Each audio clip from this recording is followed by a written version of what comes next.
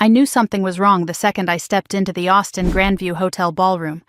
But the truth is, the night had already begun to unravel long before I walked through those doors. It started the moment my sister Ava turned toward the crowd, lifted her champagne glass, and said loudly enough for the entire engagement party to hear, "Everyone, come meet my fiancé. He's a real businessman, not like my sister who just types." She pointed at me then, dead center, under the chandelier light, like I was some stage prop she wanted to mock in front of 200 people. People laughed, cameras flashed, wine glasses clinked, and in that glittering room full of polite society smiles, I felt my face burn with the kind of humiliation that doesn't just sting, it brands itself into your bones. But that wasn't the part that froze the room. What silenced everyone was what happened next. Ava's fiancé Liam lifted his head, saw me standing there in my navy evening dress, and went completely still. His expression shifted so fast it was almost frightening. His hand dropped. His jaw tightened. Then he stood, chair scraping the polished floor, with the rigid, controlled posture of a man who'd just spotted something impossible. "Ms. Morgan?" he breathed. My sister blinked. "Huh? Who?" But Liam didn't look at her. He looked straight at me, eyes wide, stunned, as if a ghost had walked into the room. Then, in front of Ava, her friends, her in-laws, and every relative desperate to impress one another, he straightened and saluted, and the entire ballroom gasped. Hours earlier, before the humiliation, before the reveal, before I realized my own family would gladly throw me into traffic if it meant Ava got to bask in more attention, I was sitting at my desk at Sentinel Net headquarters, running on 72 minutes of sleep and an IV drip of black coffee. My brain felt like a tangled mess of neural networks after a 36-hour coding marathon. My body wanted bed. My calendar wanted blood.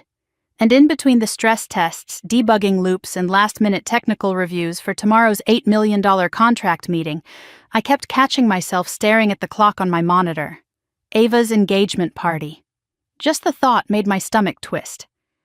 I closed my laptop with a shaky exhale and rubbed my temples. The office lights were dim. Most of my engineering team had already left. Only the soft hum of servers filled the silence. I stood, stretched my aching back, and told myself for the 20th time that day that I could handle this. I'd survived worse. Corporate sabotage attempts, malicious AI attacks on our prototype, even a venture capitalist who tried to steal my algorithm. But nothing in my career had ever exhausted me like my family. My phone buzzed violently against the desk. "Ava, don't forget the cake, the 3-tiered one, and don't let the frosting shift this time." Before I could react, another message. "Ava, and you better not be late. Liam hates people without a sense of professionalism." Then another. "Ava, actually, can you transfer the deposit for the add-on venue decor? My card keeps declining." Then from my mother. "Mom, make sure you dress appropriately. No tech clothes. This is a real event." My throat tightened. The way she said real, as if everything I'd built, my company, my algorithms, my team, was imaginary, as if I spent my days juggling crayons instead of negotiating with national cybersecurity agencies. I shoved the phone into my bag and left my office before more messages could pour in. The elevator dinged softly as I stepped inside, leaning against the mirrored wall. I looked at my reflection. Dark circles, stiff posture, a face too familiar with responsibility and too unfamiliar with kindness. By the time I reached the parking garage, I had 12 missed notifications. By the time I pulled out of the building, I had 19. Somewhere along I-35 in stop-and-go traffic, my exhaustion won. I pulled onto the shoulder and rested my forehead against the steering wheel. The metal felt cool against my overheated skin. My heartbeat pulsed behind my eyes. I whispered into the empty car, "Just one night. You can get through one night." But deep down, a different voice whispered back, "No, you can't. Not anymore." Because the truth was this: I wasn't just tired, I was depleted, burned out, hollowed, and every message from Ava was a reminder of the role my family had carved for me long before I learned my first coding language. Claire the responsible one, Claire the reliable one, Claire the fixer, the buffer, the walking bailout plan, Claire the emotional punching bag, Claire the family ATM disguised as a daughter.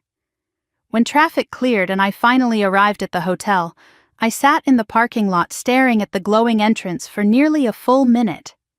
Couples in evening attire passed by, smiling and holding hands. A valet opened car doors with polite efficiency. Inside, I could already hear the muffled thump of music and laughter. None of it felt like it belonged to me. I stepped out of the car, smoothed the front of my dress, and whispered to myself again, "Just one night." But the universe wasn't finished with me.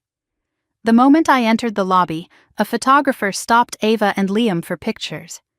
Ava looked breathtaking in her crystal-studded champagne gown, all glossy hair and practiced pageant smile. My mother hovered nearby, fussing over a curl that had dared fall out of place. When Ava spotted me, her painted smile twitched.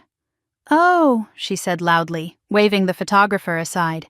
"You made it. I wasn't sure you'd leave your little office early." The photographer laughed politely. So did the small cluster of bridesmaids surrounding her. I felt my spine stiffen. "I told you I'd be here," I said softly. Ava's eyes flicked over my dress, the one I spent half my savings on because I knew she'd judge anything less. "Next time," she murmured, "try something more fitted. This looks very, I have a day job." My mother chimed in with a tight smile. "Couldn't you at least have curled your hair, Claire? This is an important night." "Her night," Ava corrected. "Yes, her night," my mother repeated. I swallowed whatever sting rose in my throat. "Congratulations," I said, handing Ava the gift bag. She didn't take it. "Just set it on the table," she said, already turning to her friends. "I'll look at it later." The ballroom was magnificent. Crystal chandeliers, golden table runners, live string quartet. Guests buzzed with excitement, laughing, praising the decor, admiring each detail. I scanned the room for my seat, of course. I was placed near the back, beside a pillar and dangerously close to the swinging doors where servers carried trays in and out. Not near family, not near Liam's relatives, not near anyone important. Just tucked away, out of sight, out of mind. I took my seat quietly, folded my hands in my lap, and tried to breathe. But across the room, Liam kept glancing at me. At first it seemed like nothing. Simple curiosity. But after the fourth time our eyes met, I began to wonder if he recognized me, which was impossible. We'd never met. At least not formally. Unless his company had attended the same closed-door conferences SentinelNet had presented at. Unless he'd read the briefing packets his CFO forwarded. Unless he had seen the early-stage approval documents with my signature. Unless he'd been informed about tomorrow morning's contract meeting, the one with SentinelNet's CEO. Me. A server leaned down to offer wine. I accepted, more out of needing something to hold than wanting to drink. Then it happened. The reason this chapter, the one I'm telling you now, will forever divide my life into before and after. Ava tapped a fork against her champagne glass, commanding the room. "Everyone," she announced. "Let me introduce the love of my life, Liam, a real businessman." Laughter and applause. I smiled politely for her sake. Then Ava pointed straight at me. "And this is my sister Claire," she said sweetly. "She just types."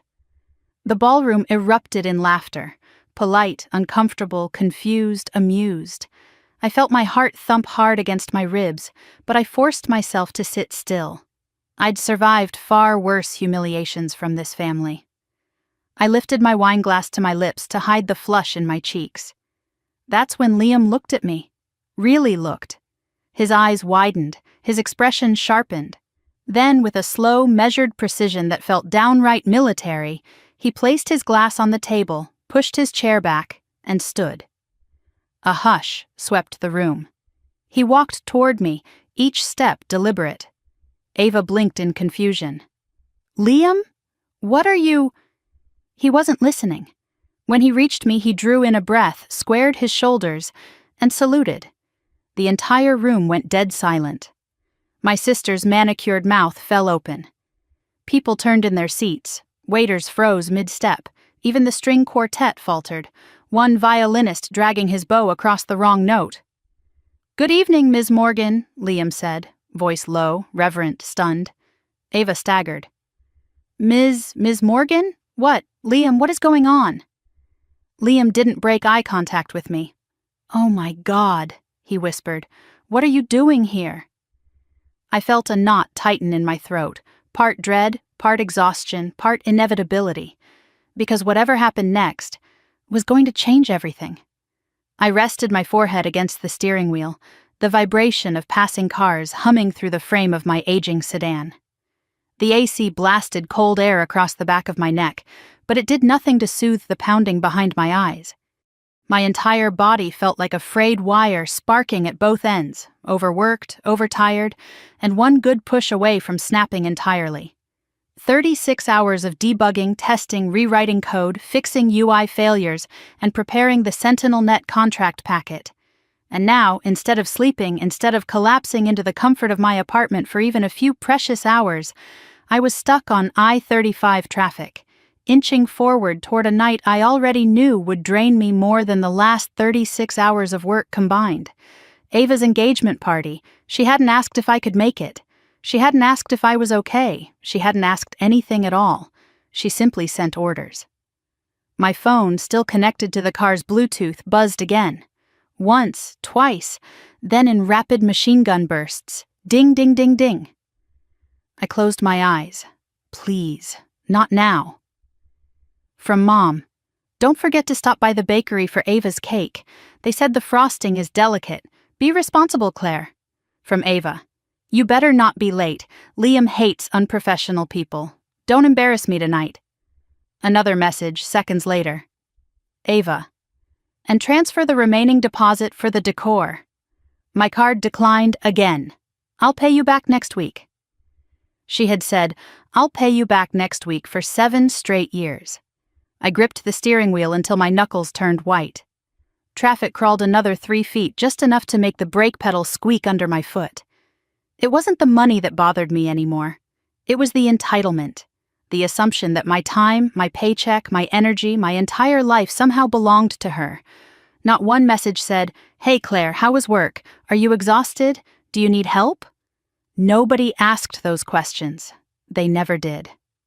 I let out a breath that shook in my chest. The tightness there had been building all day, all week, hell, all year. But tonight, it felt heavier. I pulled the car onto the shoulder, needing a moment to breathe. Cars zoomed past, the whoosh of air rocking my vehicle. In the glare of brake lights and freeway fumes, memories rose, sharp, unwelcome, uninvited. I was 12 the first time I realized my place in the family. Ava was 10, the golden child, with ribbons and glitter and every spotlight tilted her way. I was the quiet one who liked computers. Back then, our parents didn't understand what coding competitions were. They thought I was playing games. I remembered winning a statewide robotics award. First place. I brought the trophy home, heart thumping with pride. Ava frowned at it. "It's ugly." Mom nodded. "Claire, honey, don't leave it on the table. Your sister's guests will be here later. We don't want to make her feel overshadowed." My trophy was placed in a closet that same afternoon. I looked down at my hands now, steady, trained, precise. Hands that wrote algorithms used in high-level cybersecurity briefings. Hands that held patents. Hands that built a company from scratch. Hands my family only saw when they needed to grab money from them. My phone buzzed again. "Ava, you didn't answer. Are you getting the cake?" I typed a reply, deleted it, typed another, deleted that too. The anger bubbled under my skin like a slow burn. Then another memory came, uninvited. 16 years old. My first job at the bookstore in the mall.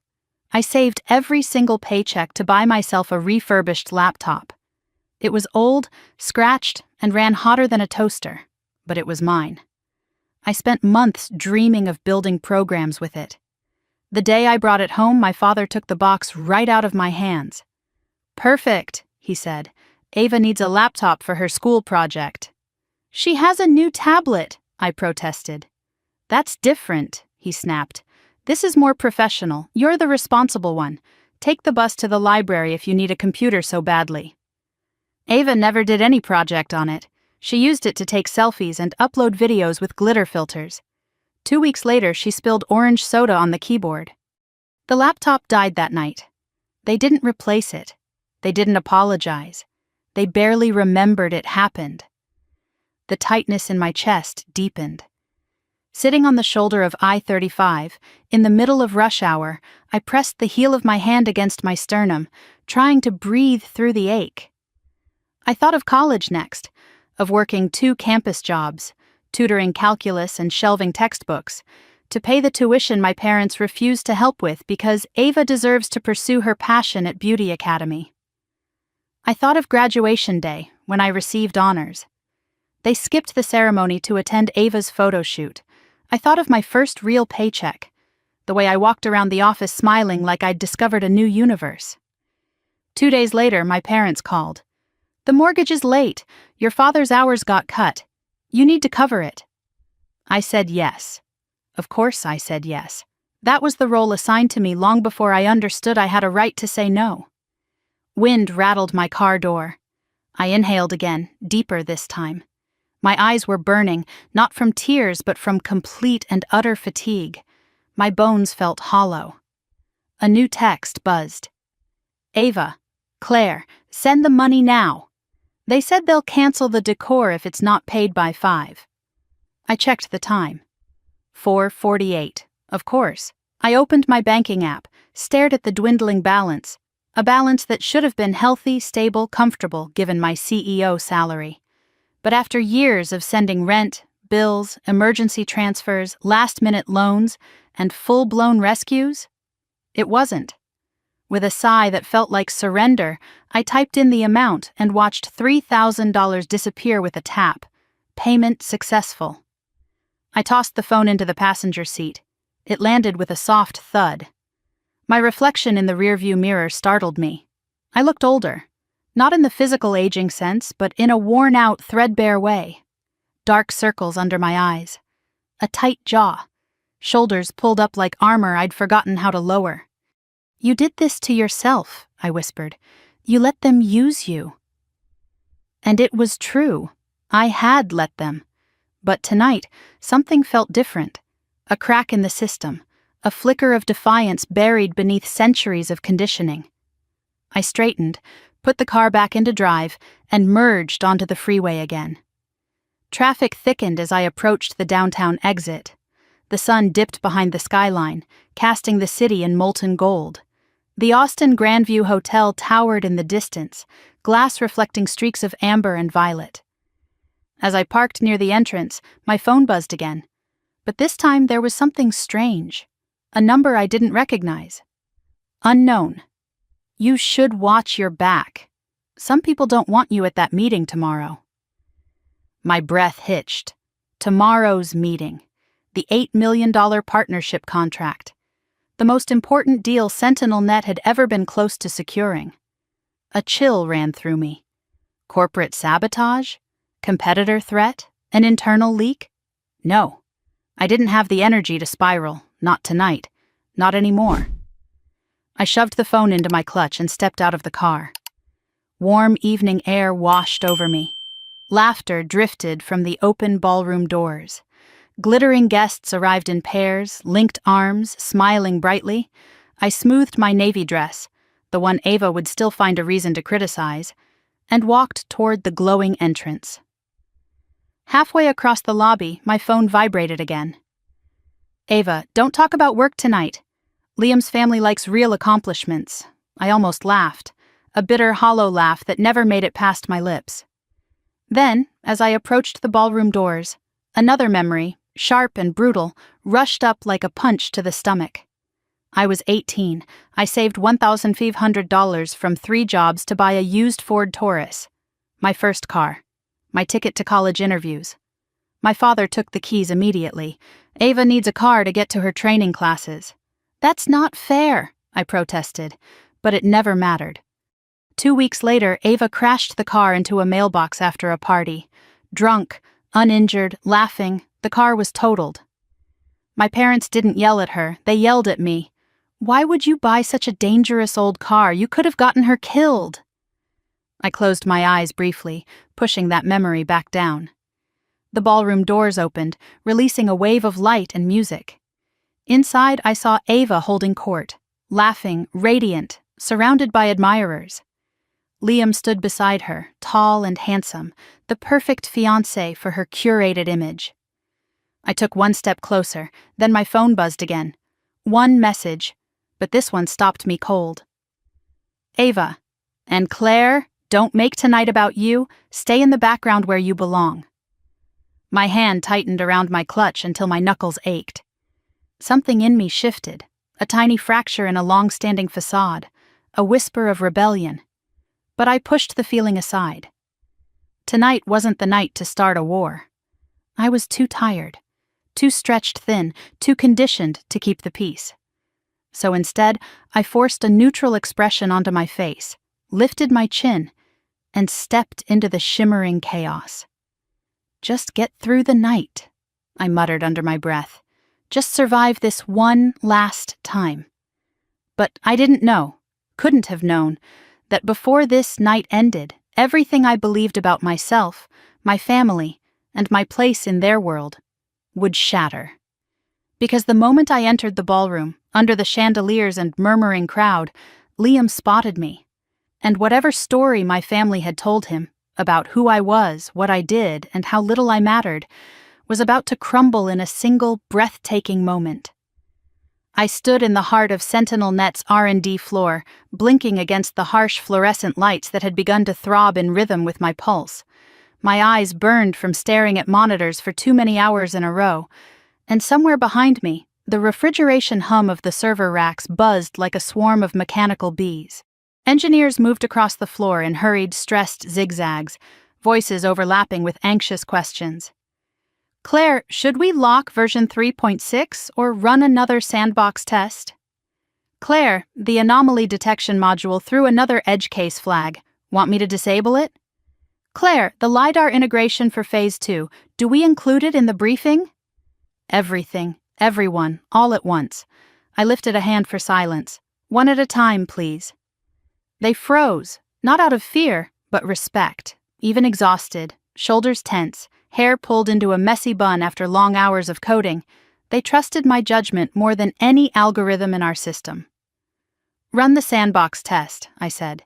"Keep the anomaly flag, and integrate LiDAR as a bonus slide, not a deliverable." The room exhaled in unison. Another crisis diffused. But I was running on fumes. My legs felt like overcooked noodles. My hands shook whenever I reached for my coffee mug. I hadn't eaten since the previous morning. I didn't even remember driving to the office, just waking up at my desk after a 30-minute nap that felt like a hallucination. Lucas, my CTO, appeared at my side, pushing his glasses up the bridge of his nose. "Claire," he said softly, "you look like you're trying to keep the ocean from overflowing with a coffee mug." I forced a tired smile. "That's basically my job description." He crossed his arms. "The board insists you present tomorrow, not me. Not the VP of engineering, they want the CEO, you." I winced. My headache flared at the exact mention of CEO. I hadn't built SentinelNet to perform on stage. I hadn't founded a tech company to give keynote speeches or charm investors or negotiate partnerships with billion-dollar corporations. I built it because I loved solving problems with code. I built it because my brain came alive when I could see patterns no one else noticed. I built it because the world needed better security systems, and I had the skills to create them. But being CEO required visibility. Spotlight, public speaking, endless meetings, things that drained me faster than any coding sprint. Still, I nodded. "I'll handle it," Lucas hesitated. "And Liam's corporation, they're not easy. Don't let their suits intimidate you." I gave a tired shrug. He won't see me coming. I didn't mean it as a threat. But the universe, apparently, had a different interpretation lined up. My phone buzzed again, vibrating violently on the desk. Another barrage of messages from Ava. Ava. Claire? The floral arch delivery is delayed. Fix it. Ava. And bring the cake. Don't screw it up like last time. Ava. And be on time. Liam hates slackers. My jaw clenched. How could someone need so much? She acted like the wedding planner was merely a decoration, and I was the real one doing the work. I deleted the notifications without opening them. Then more texts followed. Mom, make sure you wear something flattering tonight. Ava needs the night to be perfect. Dad, don't talk about work. Liam's family is successful. Don't embarrass us. Embarrass them. The only thing I'd ever done to embarrass them was exist in ways they didn't understand. I silenced my phone. Focus, I whispered to myself. You can deal with your family later. But no matter how many lines of code I reviewed, no matter how many simulations I ran, my mind kept drifting, backward. Back to a garage lit with a single fluorescent bulb, back to cold winter air stinging my arms, back to a homemade pull-up bar I'd installed to train for an early scholarship fitness program. I'd been 19. I gripped the metal bar, pulled myself up, and the bar snapped. I fell 8 feet onto the concrete floor, pain exploding through my arm. I remember the brutal crack, the jagged pain, the way my entire world narrowed into a tunnel. I had stumbled inside, clutching my arm, sobbing. Mom, I think it's broken. She had been curling Ava's hair for a dance recital. She didn't hang up the phone call she was on. Didn't look at my arm, didn't look at me. She simply sighed. Claire, I don't have time for your dramatics. Take the bus to the hospital. Don't drip blood on the carpet. The memory hit me like a hot blade, sharp and precise. It never mattered what I felt. It only mattered what Ava needed.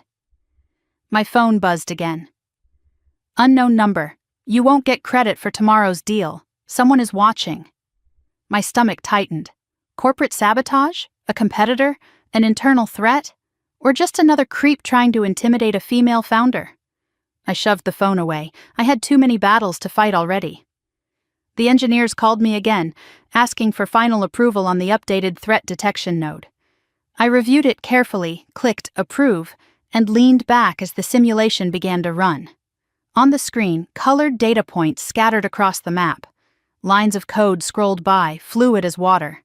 My eyes tracked every anomaly, every edge case variation, every deviation from predicted behavior. This was where I felt at home, not the ballroom, not the family drama, not the immaculate chaos of Ava's engagement party, but with each passing minute, the knot in my chest tightened. I was running out of time. You need to sleep, Lucas murmured. I can't. You'll collapse. I've collapsed before. He looked at me with something between concern and resignation. Then at least eat. I'll order something. But he didn't understand. My stomach was knotted tight. Eating felt impossible. I focused on the simulation. SentinelNet's AI flagged and neutralized a test intrusion with 99.2% accuracy. Success. I should have felt pride, relief, something. Instead, I felt numb. A half-hour later, I left the office, the world tilting slightly as I walked. My body was beyond tired. It was shutting down one piece at a time. The sky outside was streaked with orange and lavender as I got into my car. I turned the key and the engine hummed awake. I needed to shower, I needed to sleep. I needed a moment to myself, but I didn't have any. My phone buzzed. Ava. Did you pay the decor deposit? They said it's overdue. Ava. And pick up the cake. Mom. Claire, don't ruin this. Ava is very stressed. Dad. Your sister deserves this, Claire. Make the night smooth. There it was again. The lifelong mantra.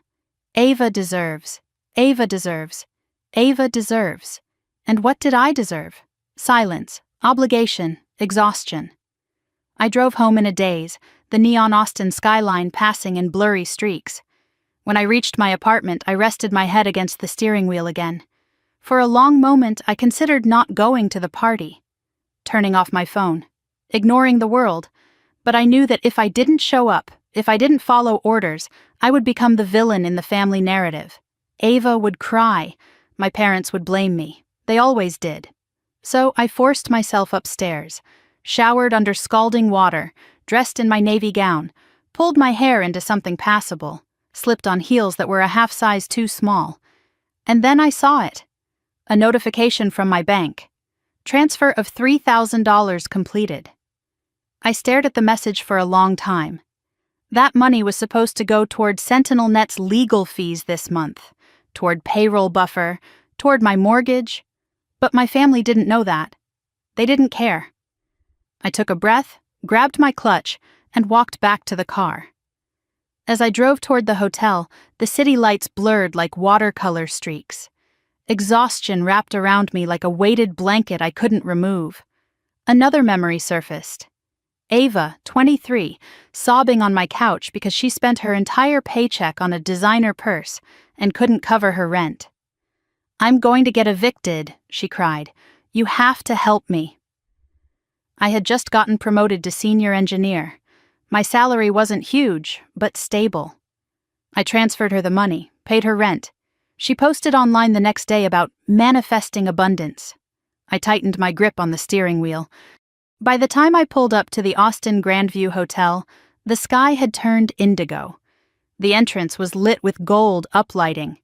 Guests in glamorous outfits filtered through the doors with buzzing excitement. I parked, turned off the engine, and closed my eyes. I whispered, "Just get through the night." But something inside me whispered back, "No, tonight is the beginning." I stepped out of the car and walked inside. Warm golden light washed over me. Elegant decor, music, laughter, the smell of roses and expensive perfume. Ava's night. Always Ava's night. I moved toward the ballroom doors, heels tapping on the marble floor. Then my phone buzzed again. "Ava, remember, don't brag about work. Liam's family is real business people." I almost laughed, out loud, bitter, exhausted laughter that tasted of old hurt. I tucked the phone away. As I reached the ballroom doors, the last memory, sharpest, most painful, hit me. The night Ava called at 3 a.m, hysterical because her credit card had been flagged for fraud and her business venture deposit was due by dawn. She begged me to salvage it. I drained my emergency fund that night. $10,000. She posted the next day, "Thank you, universe, for providing." Not, "Thanks to Claire." Never thanks to Claire. I pushed the ballroom doors open. Music swelled, cameras flashed, guests turned. Ava stood in the center of the room, glowing under the chandelier. She spotted me instantly, scanned my dress, my hair, my face, and smirked. Behind her, Liam lifted his head. Our eyes met. And for the first time that entire exhausting, suffocating, disastrous day, I saw something unexpected in his expression. Recognition. But that moment, the one that would change everything, hadn't happened yet. Tonight my story hadn't exploded. Tonight was just the fuse. I felt the warmth of the ballroom lights press against my skin the moment I stepped inside, like a soft hand pushing me forward into a world where I didn't belong. Crystal chandeliers scattered flecks of gold across polished marble floors. A string quartet played near the far wall, elegant and effortless. Guests floated about in sequined gowns and tailored suits, clinking champagne glasses as if joy were a language everyone spoke fluently, everyone except me. I hovered near the entrance for a moment, trying to slow my breath. I was already running on fumes, and stepping into this room felt like walking into a stage play where I'd been cast last minute with no script. The scent of roses, truffle oil, and too expensive perfume mixed with the metallic tang of my anxiety. Then I saw Ava. She stood in the center of the ballroom, radiant in a white silk gown that shimmered like liquid pearl. Her hair was perfectly curled, her makeup flawless, and she looked every inch the poster child for a lifestyle she never earned. Laughing, she tossed her hair back as she held court, surrounded by friends, bridesmaids, and even strangers who found themselves orbiting her self-proclaimed glow. She spotted me before I was ready. Her eyes slid from my face to my dress, then to the clutch in my hand. Her expression shifted, first subtle surprise, then immediate irritation, as if my mere presence had thrown her universe off balance. She excused herself from the circle of admirers with a theatrical smile, then walked toward me in sharp, quick steps that clicked across the marble floor. "Claire," she hissed the moment she was close enough, her smile melting away into a tight-lipped grimace. "What are you wearing?" I looked down at my navy gown.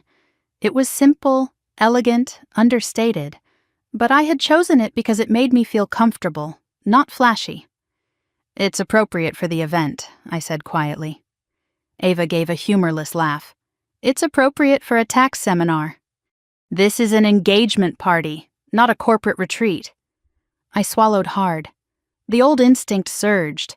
The urge to apologize, to shrink, to make myself smaller so she wouldn't feel threatened. But I forced my chin up. "You asked me to be here," I said softly. She rolled her eyes. "Yeah, but I didn't ask you to suck all the joy out of the room." I flinched. Have you ever noticed how some words don't just hurt? They echo? Ava's voice had that effect on me. I felt every syllable land like a tiny blade. She leaned closer. "And please don't embarrass me tonight. Liam's family doesn't need to hear about your coding hobby." Coding hobby. The words hit me harder than they should have. After a decade of building systems, founding a tech company, filing patents, and negotiating partnerships, that was still the label she chose. I was a toy, a typing robot, a convenient wallet that spat out cash. Her smile sharpened. "Just stay quiet. Blend in. Do what you do best. No one will even notice you." Before I could respond, she straightened and waved for someone behind me. "Mom, Dad, Claire finally showed up." Finally. As if I were late. As if I hadn't spent the day putting out fires for her. As if I hadn't transferred thousands of dollars hours earlier to fix problems she created. My parents rushed over, looking me up and down. My mother sighed dramatically. "Claire, honey, could you at least have brushed your hair? You look tired." "I worked late," I murmured. She patted my arm like she was consoling a child. "Well, tonight is about Ava. Try not to make things weird." My father gave a stiff nod. "You know how she gets when you take attention off her." I blinked. "I haven't said anything." "You don't have to say anything," my father said sharply. "Just don't start your tech talk. Liam's family are real business people. They won't understand what you do." I felt myself shrinking again. Real business people. Implicit translation. I wasn't one. Before I could reply, someone approached behind me, a deep voice, polite and warm. "Ava, is this your sister?" I turned, and there he was, Liam, tall, confident, dressed in a charcoal suit that fit too well to be off the rack. His dark hair was neatly styled, his tie subtly patterned. He had the polished posture of someone used to speaking in boardrooms and commanding attention without trying. He smiled at me, a genuine smile, before Ava slid between us like a curtain. "This is Claire," she said brightly. "My older sister. She works in an office." Liam extended his hand. "Nice to meet you, Claire." I shook it. His grip was firm, professional. Before I could introduce myself properly, Ava chimed in again. "She types things, emails, reports, stuff like that. She's very organized." She laughed lightly. "Right, Claire?" My cheeks burned. My heart thudded against my ribs. Liam's brow creased slightly as if something didn't add up, but Ava immediately shifted the topic, pulling him away. "Come on, babe. The photographer needs us." They left without waiting for me. I stood there alone in a sea of glittering people, surrounded by laughter I wasn't invited into. But I wasn't the only one watching them. Near the bar, a suited man with graying hair stood perfectly still, observing me with quiet interest. I recognized him instantly. Richard Wolff, CFO of Wolff Dynamics. A man with a reputation for being sharp, calculating, and intolerant of nonsense. He nodded at me once, acknowledging me like an equal. It startled me, He definitely wasn't looking at me the way Ava and my parents did. Not like I was lesser. But before I could approach him, a familiar hand grabbed my elbow. My mother. "Claire," she whispered urgently, "the cake. Please tell me you picked it up." "Yes," I said, "it's in my car." She exhaled in relief. "Good. Ava would have had a meltdown." Then she leaned closer. "And Claire, please don't make tonight about you. You know how sensitive Ava is." I felt the corner of my vision burn. My life had been a series of don'ts. Don't talk too much. Don't draw attention. Don't overshadow your sister. Don't take up space. My mother hurried away before I could respond. I stood there, surrounded by diamonds, champagne, and soft jazz, yet I felt invisible, like a ghost pressed against glass. Guests circulated around me. I heard whispers. "Is that the sister? She's the one who still rents an apartment, right? I heard she works some cubicle job. She looks exhausted." Every whisper prickled under my skin. I made my way toward the bar, needing a moment to breathe. The bartender, a young guy with warm brown eyes, offered a sympathetic smile. "Rough night?" "You have no idea," I murmured. He poured a glass of sparkling water and slid it to me. "On the house." I sipped it slowly, focusing on the bubbles fizzing against my tongue. It grounded me. Then sharp heels approached, Ava again. She leaned her elbows against the bar, smiling sweetly at the bartender. "Can you get me another glass of the Cabernet? The expensive one?" Before he moved, she shot me a glare. "And Claire, could you not hog the bar? You're blocking guests." I stepped aside. Ava's smile sharpened. "Thanks." She lifted the wineglass, swirled it gently, then looked me up and down again. "You really chose navy?" she said. "It washes you out, and the neckline is just sad." My voice scraped its way out. "Ava, please just enjoy your night." She rolled her eyes. "I will, as long as you don't ruin it." Then she leaned closer, her breath smelling like expensive grapes. "You always do, though." The words sliced. She swirled her wine once more, then turned abruptly, and collided with a passing guest. Red liquid sloshed dangerously close to the rim. For a split second I saw her eyes light with mischief. She turned back toward me. "Ugh, Claire," she said loudly, "don't stand so close." And before I could react, she tilted the glass just enough. Reds splashed, not on my dress, not yet, but close enough that my heart stopped.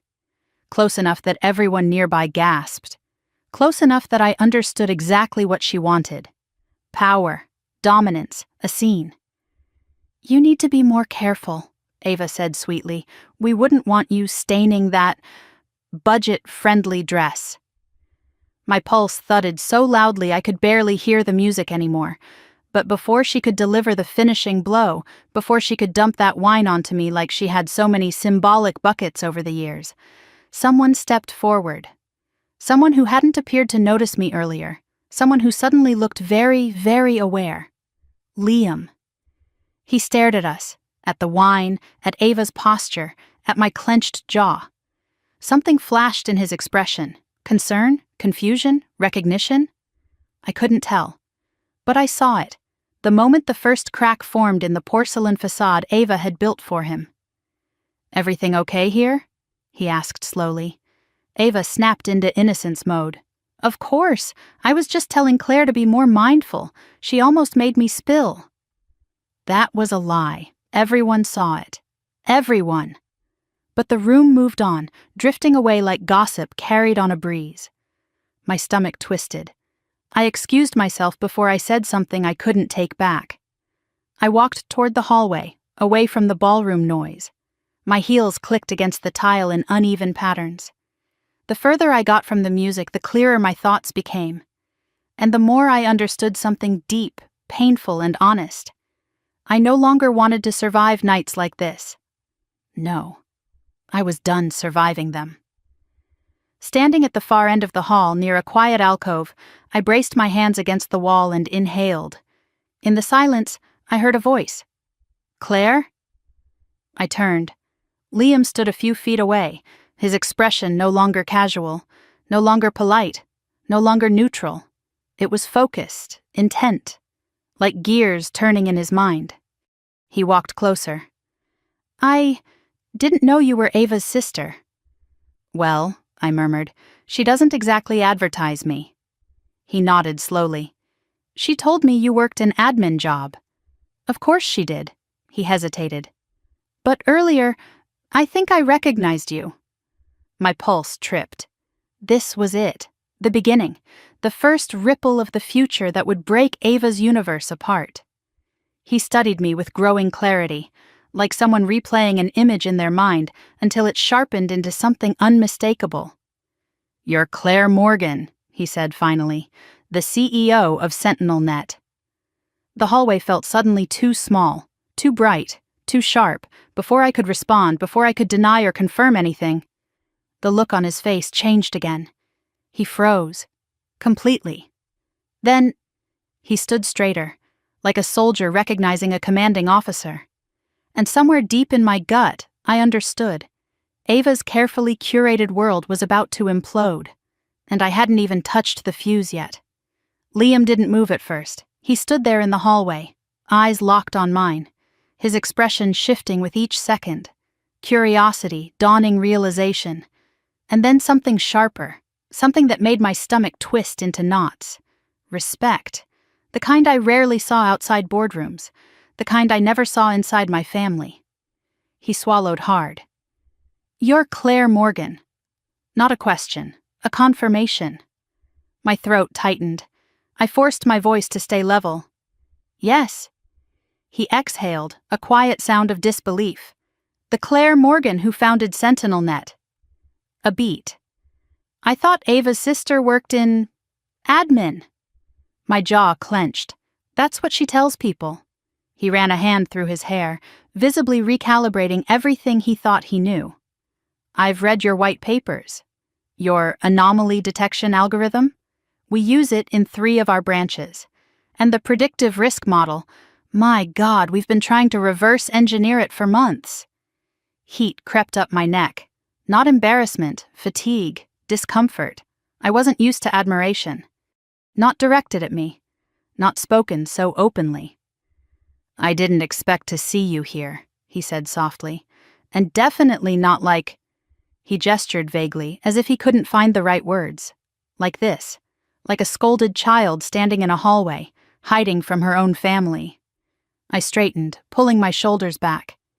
"This is Ava's night. I didn't want to overshadow anything." He blinked. "You think your presence would overshadow her?" I didn't answer. He didn't need one. Before either of us could speak again, a sharp voice cut through the hallway. "Babe, there you are!" Ava's heels clattered toward us like warning signals. Her eyes snapped from Liam to me, and instantly her expression soured. "Why are you talking to Claire?" she demanded. Liam didn't move, didn't flinch, didn't smile. He studied her for a long moment before speaking. "I was asking her about her work." Ava scoffed. "Oh, please, she just does typing. It's not worth talking about. Come on, we need pictures." She reached for him. He didn't budge. Instead, he looked at her so quietly, so intensely, that Ava's hand fell back to her side. "Ava," he said slowly, "what exactly have you told me about your sister?" She blinked. "That she works in an office. And that she's not really career-focused." Ava waved dismissively. "She does spreadsheets or whatever. She's smart, but not business smart." Liam turned his gaze to me. Something flickered behind his eyes. A silent apology for the lie he now saw unraveling. He looked back at Ava. "Your sister is the CEO of SentinelNet." Ava laughed, loud, shrill, too loud for the nearly empty hallway. "Liam, don't joke like that. Claire, CEO, she can barely handle her rent." "Rent I paid with the money she drained." "Ava," he said again, slower now, "Claire's company is the one I'm meeting tomorrow." Finally, the color drained from her face. "That meeting?" she whispered. "The $8 million deal," Liam confirmed. Ava's smile twitched. "No, that must be a mistake. Claire could never— What do you think I do? I said quietly. Ava turned on me with the speed of a hunting falcon. You're lying. I lifted an eyebrow. You think I'd lie about this? Her jaw tightened. Why didn't you tell us? Because you don't ask, I said softly. You've never asked. Her face twisted, the first crack forming in her mask. So what? You're some big tech genius now. Since when? I could have answered. Since the day you stole my first laptop. Since I learned no one would come rescue me. Since I stopped waiting for anyone to believe in me. But I didn't say anything. Liam's silence spoke louder than mine. Ava's breathing grew quick and erratic, like the walls were closing in. Liam, come on, let's go. She's making it up. She's not, he said. Ava stiffened. How do you know? Because I recognize her. How? Ava demanded, voice shrill now. Liam looked at me again, and the weight of his recognition pressed between us. Because she's the woman who built the algorithm we've been trying to license for 2 years. Ava's eyes widened. I don't understand. No, she never did. She only understood what benefited her. This is ridiculous, she snapped, stepping closer. Claire isn't better than me, she's not. She never has been. Her insecurity spilled out like poison, and then, the moment I had known was coming all night arrived. She raised her wine glass, tilting it with that same vicious intent I had seen earlier, the same childish tactic she used as a teenager when she wanted to cause a scene. Maybe this will help bring you back to reality, she hissed. She swung. I didn't move, I didn't fight. I didn't grab the glass or block her wrist. The red liquid arced through the air, bright, violent, inevitable, and then it hit me. Cold splashed across my chest. My dress soaked instantly. Wine dripped down my arms, my neckline, the curves of my gown. It splattered across the marble, staining the pristine floor. Gasps echoed down the hallway. Ava froze, eyes wide, breathing fast. This time, no one misunderstood what happened. This wasn't an accident. This was an attack. Liam inhaled sharply. Ava, what the hell is wrong with you? She stared at her empty glass, then at me, then back at Liam. She made me. She always makes me. No, he snapped. She didn't make you do anything. Ava's lip trembled. I'm your fiancé. You're supposed to defend me. He looked at me instead. Claire, are you okay? I couldn't find words. My voice was trapped under years of silence. I wiped a drop of wine from my cheek with a trembling hand.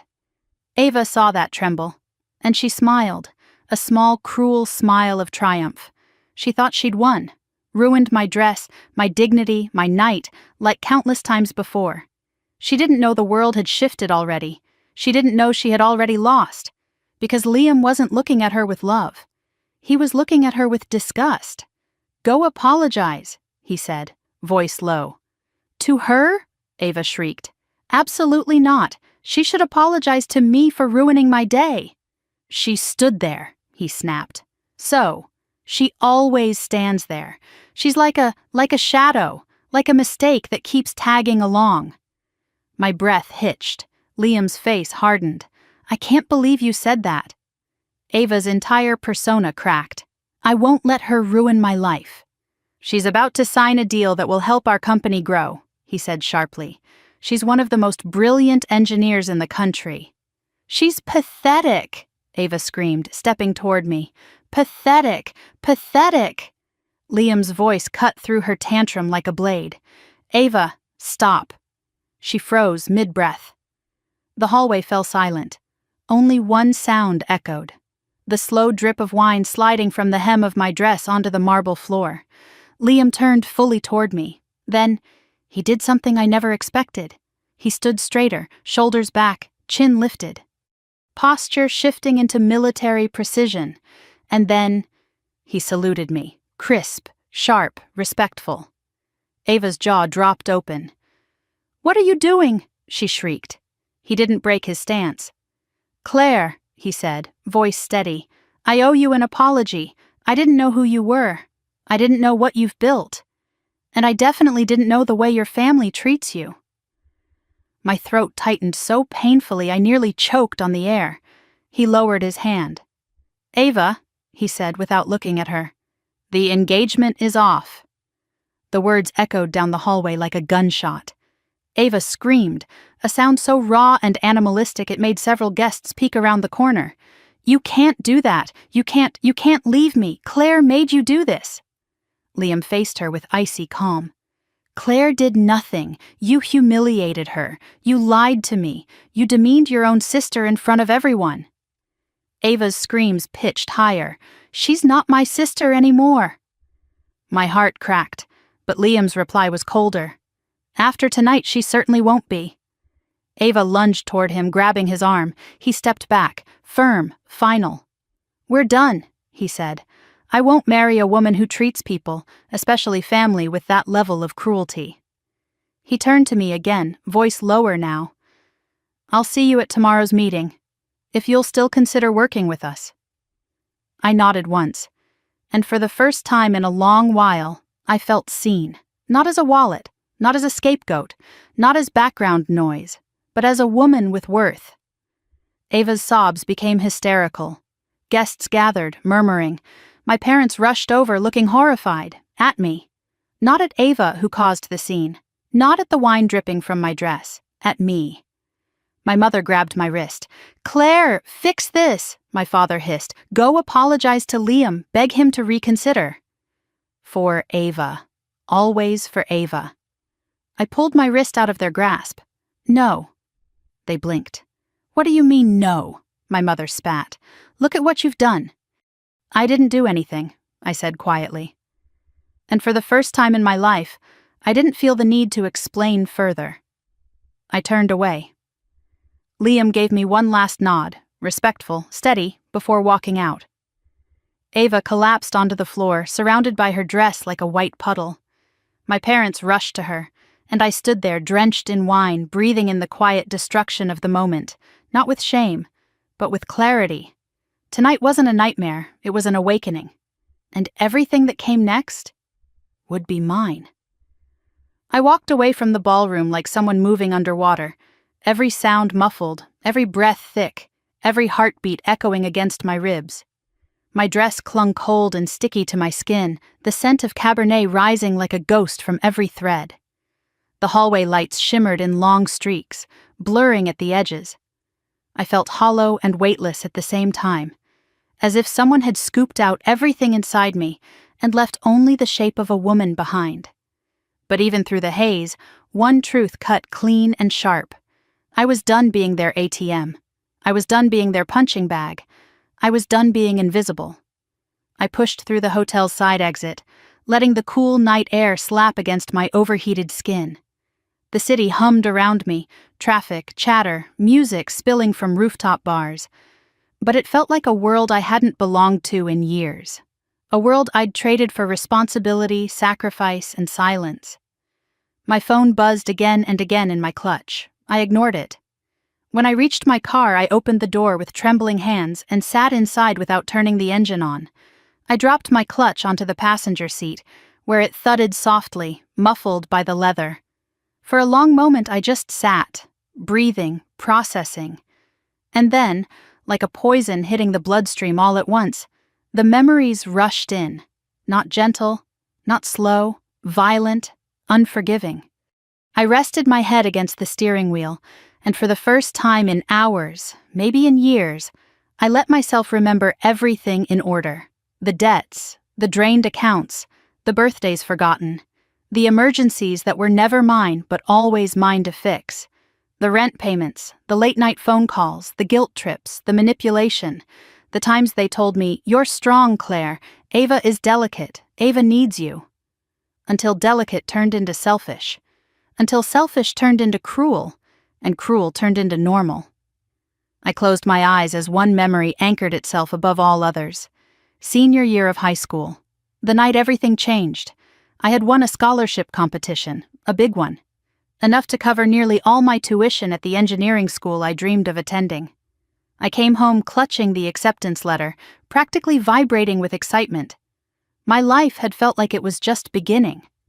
Dad sat at the dining table, deep in bills. Mom was folding laundry. Ava was sprawled out on the couch, painting her nails. "I got it," I announced, beaming. "I really got it." Dad didn't look up. "Got what?" "My tuition scholarship. I can go to university, the one in Seattle."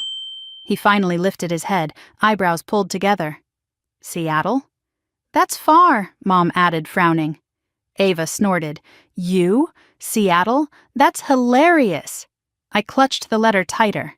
"I worked for this. I earned this." Mom sighed dramatically, the kind she saved for moments she wanted control back. "Claire, honey, your father and I were talking." My stomach dropped. "About what?" "The scholarship." "What about it?" "We need it for Ava." The room tilted. I remember the sound I made. Soft, confused, fragile. "For Ava?" Mom gave me that patronizing smile she'd perfected over the years. "She wants to do the dance academy program. You know how much she's wanted that." "But she didn't apply," I whispered. "She didn't need to," Dad said. "Your scholarship can help her." "It's all family money anyway." I stared at them in disbelief. "It's not family money. I earned it." Ava rolled her eyes. "Don't be dramatic. You're good at school. You'll get another one." "You didn't even try," I whispered. She shrugged. "I don't need to. You're the smart one. Help me out." Help her. Help her. Help her. It was the beginning of everything. The night they took my future and emptied it into hers without hesitation. They never gave it back. Even when Ava dropped out of the academy after 6 months, it wasn't her passion anymore. They didn't apologize. They didn't acknowledge it. They just expected me to move on, to find another way, to carry the burden, the blame, the weight. And I did. Because back then, I still believed that family meant something unbreakable. Now, dripping wine and humiliation in a hotel parking lot, I realized family was only unbreakable when everyone held the same rope. My family had let go of my end years ago. My phone buzzed again. Then again. Then again. I finally lifted it, thumb hovering above the screen. 28 missed calls. 14 from Mom, 8 from Dad, 6 from Ava. I didn't listen to any of them.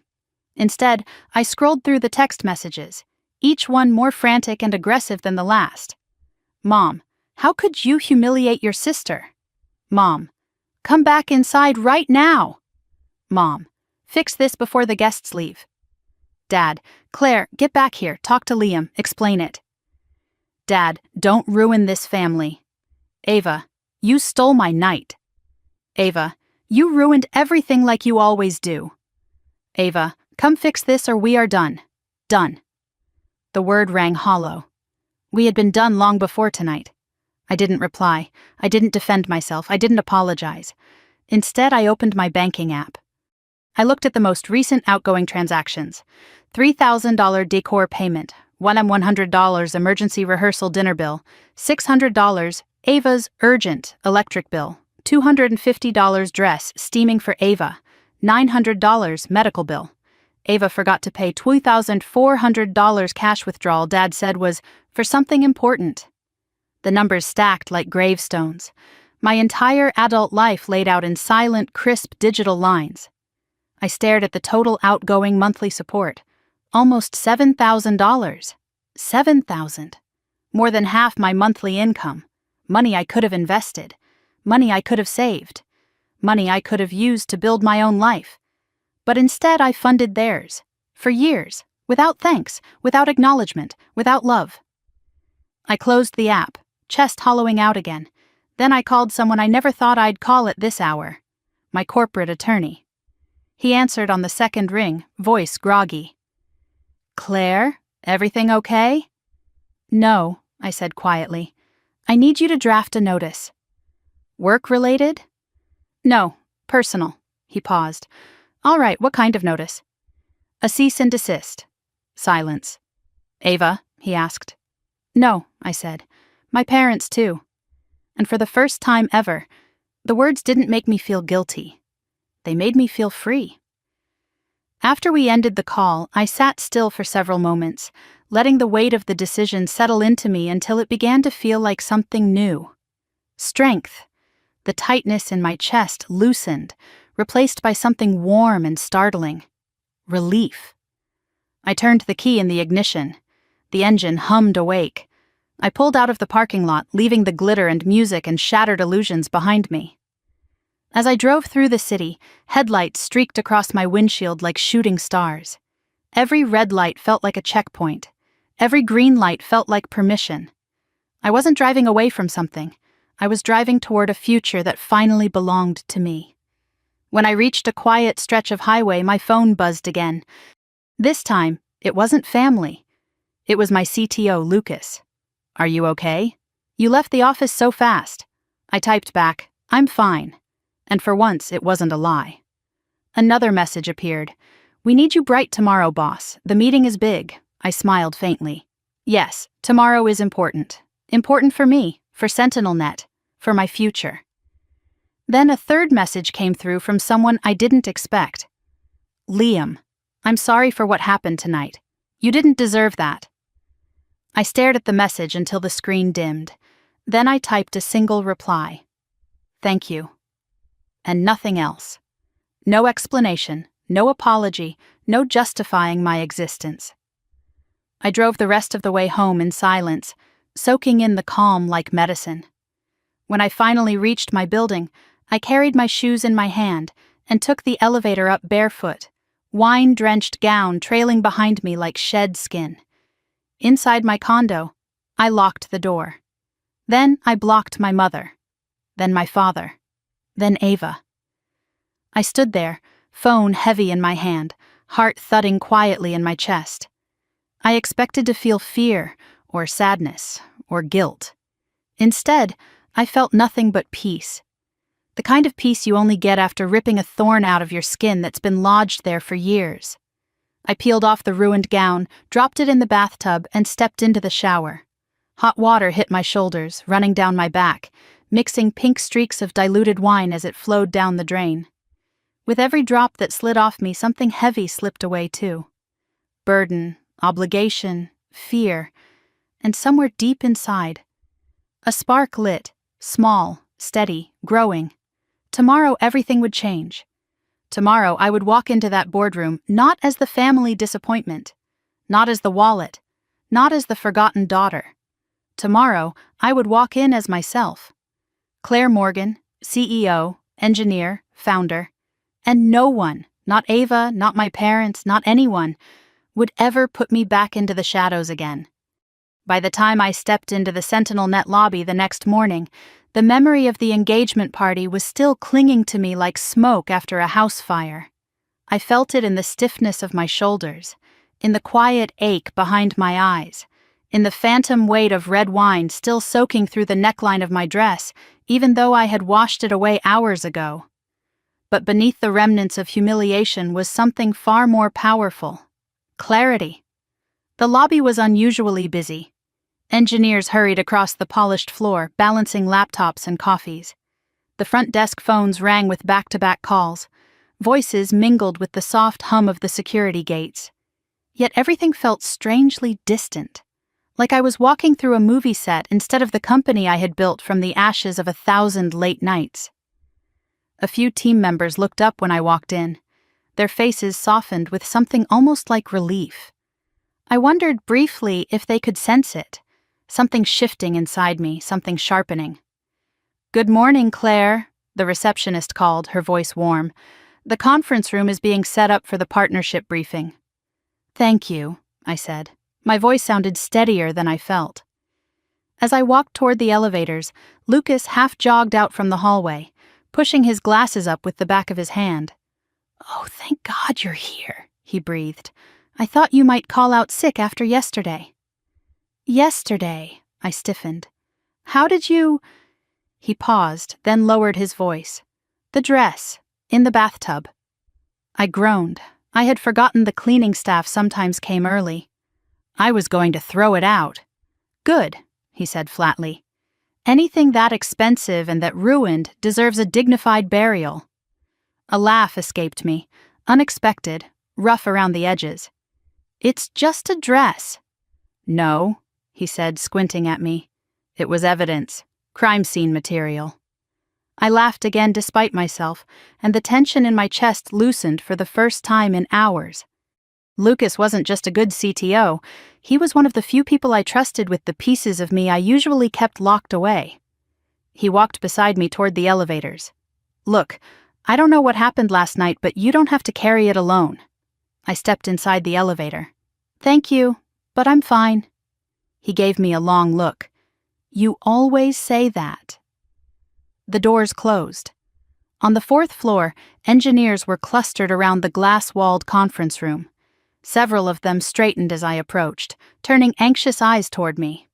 "Claire," one of them said, "we tested version 3.6 again. The anomaly detection module stabilized overnight." "Good," I said, shifting into CEO mode. "What about the integration demo?" "A few jitter issues," another admitted, "but nothing we can't smooth out before the meeting." "Great. Keep the visuals clean and the numbers honest. No theatrics." They nodded, energized by the simplicity of direction.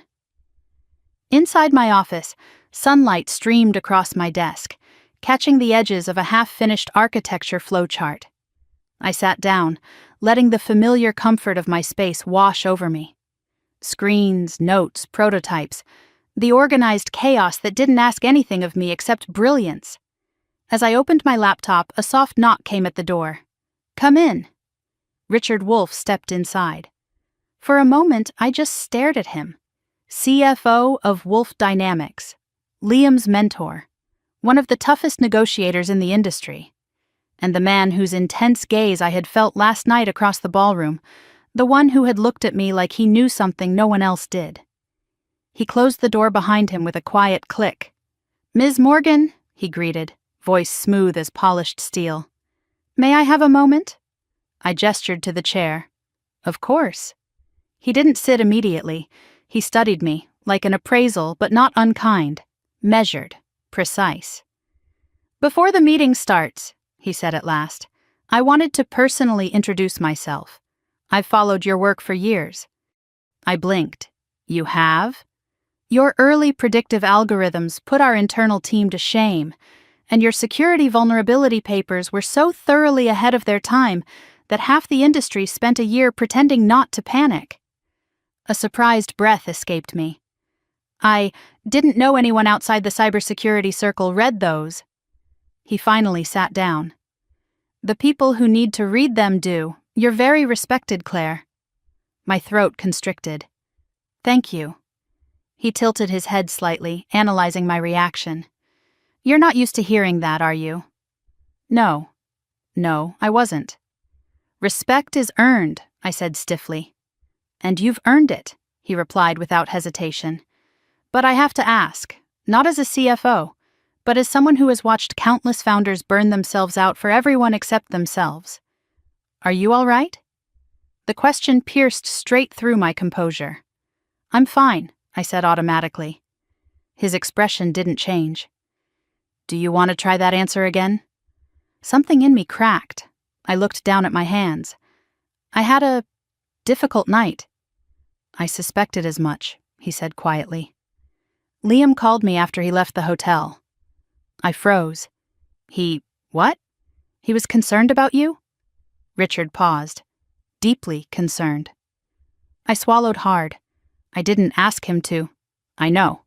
His eyes softened. "He did it because he wanted to." A pulse fluttered in my throat. Richard leaned back slightly. "If you ever need support, not financial, not corporate, but human, you have more people in your corner than you realize." My breath hitched. No one had ever said that to me, not once. He stood to leave, then paused at the door. "Oh, and for what it's worth, I would have called off the engagement too." The door clicked shut, leaving me stunned. Before I could process it, my phone buzzed.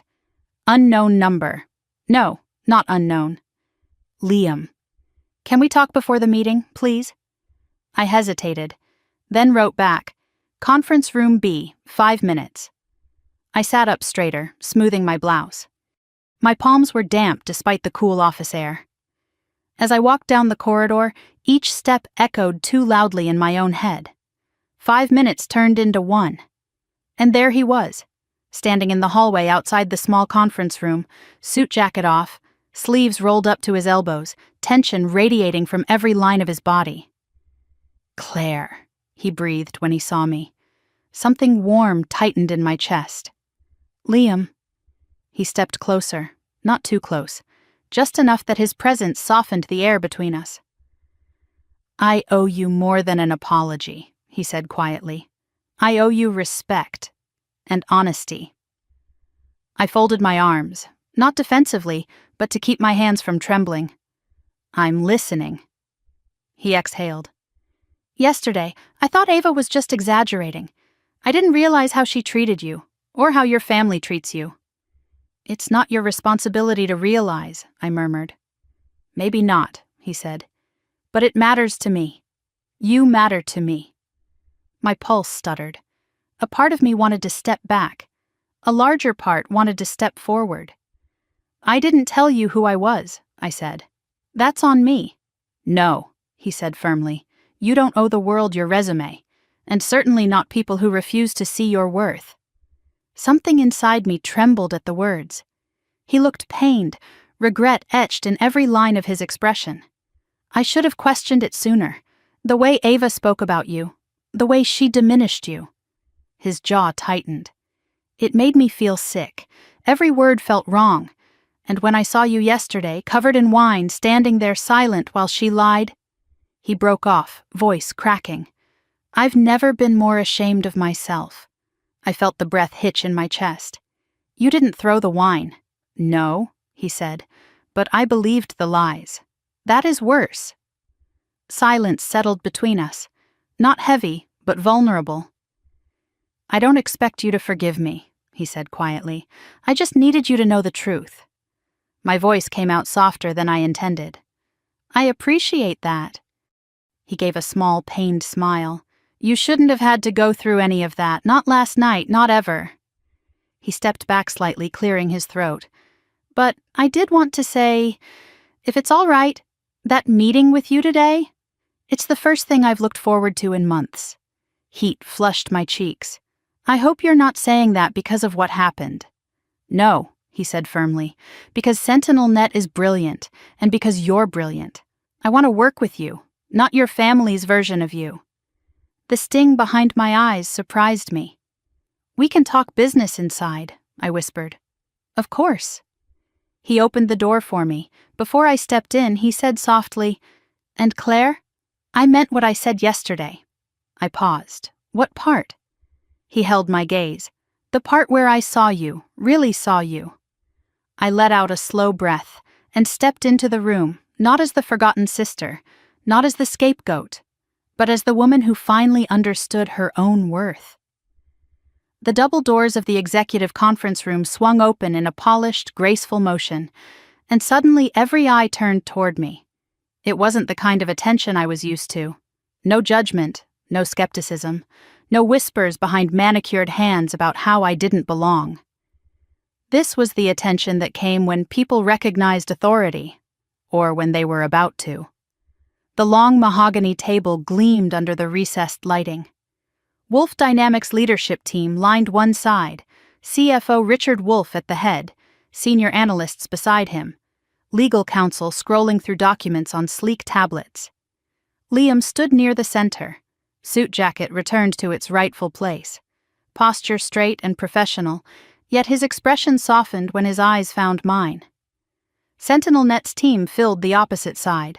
Lucas, a few engineers, our head of product design, and a junior analyst who looked like he might faint at the sight of Wolf Dynamics' executives. I took my seat at the head of our table, my position, my territory. Richard nodded in greeting. "Ms. Morgan," I matched the nod. "Mr. Wolf," he offered a thin smile. "Shall we begin?" The room settled into a collective inhale of anticipation. This was it. The moment I'd bled for. The partnership I'd written code at 3 a.m. for. The milestone that would cement SentinelNet's place in the industry. Lucas began the presentation, hands steady despite the pressure radiating from every corner of the room. Screens lit up the far wall, casting shifting blue lines across the table. He outlined our architecture, predictive threat models, and integration plans. Richard interjected occasionally, sharp questions that sliced to the heart of the design. What assumptions does the model make under low bandwidth conditions? How quickly can the AI retrain in response to novel data? What safeguards exist for cross-system contamination? I answered each one calmly, cleanly, with the precision of someone who wrote the answers into existence. No hesitation, no fluster, no need to shrink myself. I was in my element. Then, Liam cleared his throat lightly and asked his first question. Not aggressive, not probing, but insightful. Let's talk about the multi-layered anomaly behavior mapping. How does your system differentiate between spoofed behavior signatures and authentic but rare data patterns without freezing the entire network? It wasn't a trap. It was respect. A professional asking another professional to go deeper. I leaned forward, fingers interlacing on the table. We don't freeze the system, ever. We route questionable signatures through a triage filter that compares them across 4 axes: temporal patterns, environmental markers, internal risk score, and deviation probability. If it flags as non-threatening but unusual, the AI observes it over a set interval before making any intervention. One of Wolf Dynamics' analysts blinked. You built that into live processing? That's revolutionary. Efficient, I corrected gently. Revolutionary is for marketing teams. I prefer reliable. Richard let out a small laugh. Not mocking, pleased. Liam's lips twitched like he was suppressing a smile. The room seemed lighter, almost energized. But not everyone was amused. 30 minutes into the meeting, my phone vibrated in my blazer pocket. Once, twice, then repeatedly buzzing in frantic bursts. Mom, Dad, Ava. I ignored it. Lucas noticed the vibrations, but he didn't comment, only shot me a subtle look that said, "You don't have to answer. Not anymore." I kept my eyes on Richard as the next slide loaded, a simulation of SentinelNet identifying a spoofed intrusion in a warehouse security system. A moment later, my phone buzzed again with a message preview bright across the screen. "Ava, answer me! You're ruining my life!" My jaw tightened. I placed the phone face down on the table, screen away from the world. Richard pointed to the simulation freeze frame. "This is impressive, but what happens during a simultaneous multi-vector intrusion, especially if one is designed as a decoy?" I nodded toward the engineer seated closest to me. "Show the layered map." He clicked a few keys. The map expanded, splitting into 3 panels. Primary intrusion, shadow intrusion, false flag diversion colors bloomed across the screen as the AI traced the origins. A gasp rippled through the room as SentinelNet triaged, isolated, and neutralized each threat in real time. "This," I said, "is what differentiates us from your current vendors." Richard stared at the screen like he was watching the future unfold. He wasn't wrong. Another buzz. Another barrage. This time from Dad. "Dad, Claire, answer your mother right now. Fix the situation with Liam's family." I inhaled slowly, evenly, without reacting. Lucas leaned slightly in my direction, voice low enough that only I heard, "You don't owe them a thing." He said it like a fact, not sympathy, not a plea, truth. The kind of truth I had never allowed myself to believe. I cleared my throat and continued. With proper integration across your distribution centers, we predict a reduction of system breaches by 91% in the first year. And because we use real-time adaptive learning, that number will rise as the system evolves. A Wolf Dynamics strategist scribbled notes furiously. Richard tapped his pen on the table. "Let's talk numbers." The air sharpened. This was where most partnerships cracked, the moment money entered the conversation and everyone stopped pretending niceties mattered. "We're prepared to offer $8 million for an initial 3-year integration," Richard said. "Provided your team leads the deployment." My heart thudded. $8 million.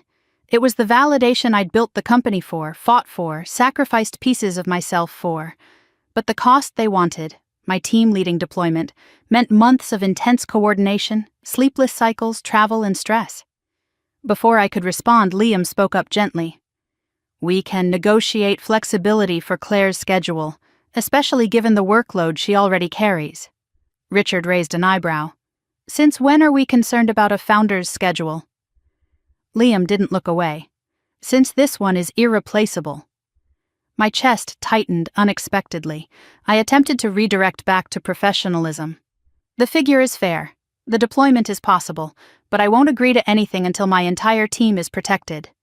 Richard nodded once. "Then let's finalize." Another buzz. Mom again.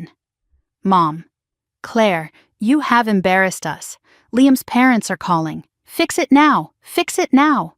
The words stabbed through my chest like a rusty needle. For years, that phrase had been my marching order. "Fix it now, Claire. Cover it now, Claire. Pay it now, Claire. Sacrifice now, Claire."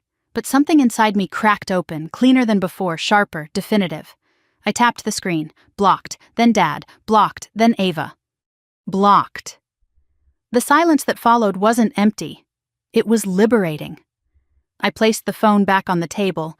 Steady hand, steady breath. When I looked up, Liam was watching me. He didn't say anything.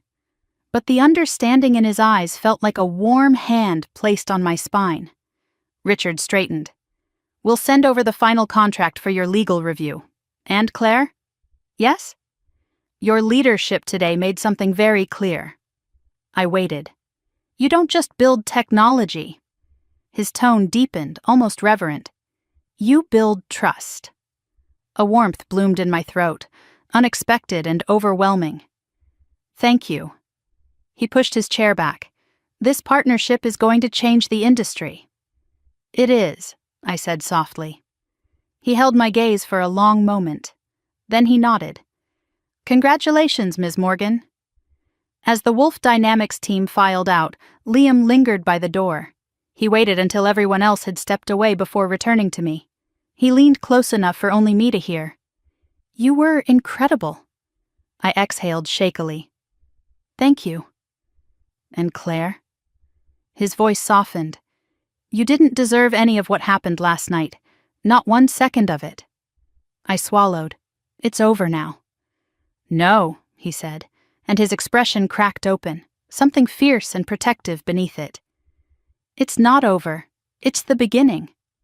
Heat rushed to my cheeks. He stepped back reluctantly, as if leaving the room took effort he didn't want to expend. "I'll see you soon." Then he walked out. When the door closed, I finally let myself inhale deeply. For the first time in a long time, the air didn't feel heavy. It felt like possibility, a future with no strings pulling me backward, no hands dragging me down, no family dictating my worth. Just me, and the life I was finally ready to claim. I drove home from the meeting in a haze of quiet triumph, the cityscape blurring past my windshield as if even Austin couldn't keep up with the speed at which my life had just changed. The Sentinel-Net-Wolf Dynamics partnership was practically sealed, and the air between Liam and me still hummed with an unspoken electricity that made my skin buzz. But as the freeway curved toward my neighborhood, reality intruded, sharp, cold, and unavoidable. My family had reached a new level of desperation. Not the loud, dramatic kind they showed at parties. The quiet kind, the dangerous kind. The kind that comes when people who rely on you suddenly realize the rope they've been tugging for years is finally slipping out of their grasp. When I pulled into my parking garage, my phone lit up with notifications, more than I'd ever seen in my life. Over 100 missed calls, dozens of messages from unknown numbers, even a few from extended relatives I hadn't spoken to in years. They had mobilized the entire family tree. For what? Control, desperation, panic? I stepped out of my car and walked toward the elevator, my heels echoing against the concrete. When I reached my condo and pushed open the door, the silence hit me like a wave. Finally, peace. I set my bag on the couch, kicked off my shoes, and headed to the kitchen for water. My hands trembled slightly as I poured the glass. Not from fear, adrenaline, freedom, relief. I took a long drink, savoring the coolness against my throat, when a sudden pounding rattled my front door. The tumbler in my hand nearly slipped. Bang, bang, bang. Not a knock, a demand. My stomach dropped. I set down the glass slowly, quietly, as the pounding continued. "Claire!" my mother's voice screeched from the hallway. "Open this door right now!" My heart lurched into my throat. She was here, so was my father. I could hear his low, furious muttering beneath her shrill voice. And Ava, yes, Ava, was sobbing loudly, the sound muffled through the thick wood. I stepped toward the door, but I didn't touch it. I didn't unlock anything. This was my home, my sanctuary, my life. They were not welcome in it. Another round of pounding made the frames on my hallway wall rattle. "Claire Morgan!" my father barked. "We know you're in there. Open this door." My pulse pounded in my ears.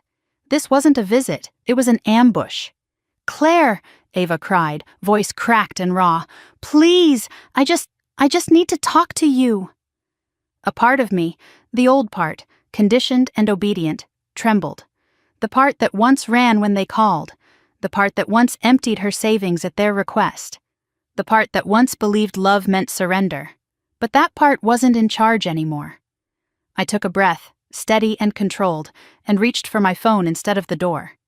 Lucas had texted earlier, "Call me if you need backup, any time, any reason." I didn't call him, not yet. Instead, I stepped closer to the door, keeping a safe distance, and spoke calmly. "Go home," my mother gasped. "Excuse me?" "Go home," I repeated, voice firmer. "I'm not opening the door." "You don't tell us what to do," she snapped. "We are your parents." "No," I corrected softly. "You are people who raised me. That doesn't mean you get access to my life forever." Ava sobbed harder. "Claire, please. Liam won't answer my calls. He won't talk to me. He blocked me. I need you to fix this." Fix this? There it was. The script they'd used on me since I was old enough to understand words. I swallowed the burn rising in my throat. "I'm not fixing anything for you." Ava banged on the door with her fists. "You ruined my engagement." "No," I said, "you ruined it, and you know that." "You could have stopped him," she screamed. "I didn't throw the wine," I replied.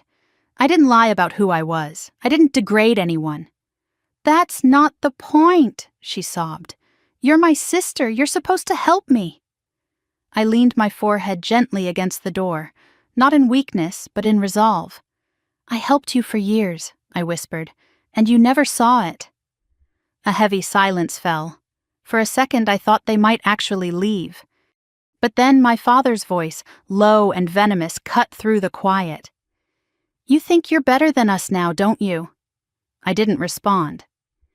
"You think because you have a company," he snarled, "because you make a decent paycheck, because some man from a big corporation paid attention to you for 5 minutes, you think that makes you superior?" I closed my eyes. It was always like this. Me finally pulling back. Them lashing out. He continued, words sharp enough to cut. "If you don't open this door, Claire, then don't bother coming to Christmas. Don't bother calling us. Don't bother pretending you have a family."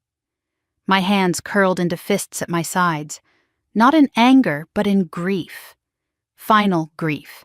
The kind that comes when you realize something precious never truly existed in the first place. I whispered, barely audible even to myself, "I know." His fist slammed against the door again. "Open it!" "No." The hallway went dead silent. Ava sobbed into the stillness. My mother whispered frantic instructions to my father. He cursed under his breath. The tension crackled through the door like electricity. Then, a cool, detached voice sliced through the chaos. "Is there a problem?" I flinched. That voice did not belong to anyone in my family. Footsteps echoed down the hallway. My father stiffened. My mother gasped. Ava's sobs hiccuped into silence. I knew that voice. Liam. My stomach flipped. "What are you doing here?" my mother demanded. Liam's tone stayed calm, professional, but edged with steel. "I came to deliver a contract update to Claire, but it appears she has uninvited guests." The silence that followed was suffocating. "You're her fiancé?" my mother asked sharply. "No," Liam said. "I'm her business partner." The emphasis on partner lingered in the air. My pulse skittered. "She won't open the door," Ava wailed. "She's being cruel." "No," Liam corrected. "She's enforcing boundaries." My mother scoffed loudly. "We are her family." "She owes us—" "She owes you nothing," Liam said, voice colder than winter. "Especially not after the way you treated her." I pressed a trembling hand to my mouth. He saw it all, he understood it all, and he wasn't afraid to say it. My father stepped forward, his tone low and threatening. "Stay out of this. This is private family business." "No," Liam said, unflinching. "It's harassment." A sharp inhale from my mother, a gasp from Ava. "Claire," Liam called through the door gently, "do you want me to stay?" The question shattered whatever fragments of restraint I had left. I opened the door, slowly, carefully, not to let my family in, but to step out. The hallway lights cast a harsh glow across the chaos. My mother's pinched face, my father's clenched jaw, Ava's tear-streaked cheeks. Liam stood at the center of the storm with an expression like stone. His eyes softened when they landed on me. "Are you all right?" I nodded. He stepped slightly closer, just enough that our shoulders nearly brushed.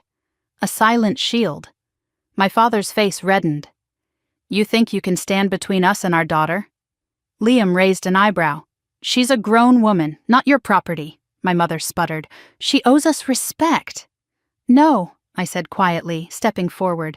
"You owe me respect." All three of them froze. I looked at each of them in turn. "For years I paid your bills," I said softly. "Covered your debts, gave up opportunities, hid my accomplishments so Ava wouldn't feel overshadowed. I let myself be small to keep peace that never existed." A tear slipped down Ava's cheek. "But last night," my voice wavered, then steadied. "Last night showed me the truth. You aren't my family. You never were. Not in the way that matters." My mother gasped as if slapped. "How dare you? How dare you?" I cut in, my voice iron for the first time in my life. "Show up at my home and demand more of me after everything I've given?" My father pointed a shaking finger. "If you walk away from us now—" "I'm not walking," I said. "I already walked. Last night." Ava's voice crumbled. "Claire, please don't leave me. I don't know what to do without you." The saddest part? That wasn't manipulation. It was honesty, a raw truth she'd never said out loud. I exhaled, a long, painful breath. "It's time for you to learn." She broke into sobs again. My mother grabbed her shoulders protectively. "Fine, if that's how you want it, then don't expect us to come crawling back." "I won't," I said softly. My father shook his head, disgust curling his lip. "You're a disgrace." Liam stepped forward before I could respond. Voice slow, controlled, dangerous. "If you speak to her like that again, I will personally file a harassment complaint. And trust me, my legal team is much bigger than yours." My father's face drained of color. My mother dragged Ava away down the hallway, muttering curses and accusations under her breath. Ava looked back once, her face devastated, eyes pleading. I held her gaze, but I didn't speak. Not this time. The three of them disappeared around the corner. The hallway fell silent. Only then did my knees wobble. Liam caught my elbow gently. "Hey, easy." I leaned against the doorframe, shaking from the emotional fallout. "I'm okay." "You don't have to be," he said softly. "Not right now."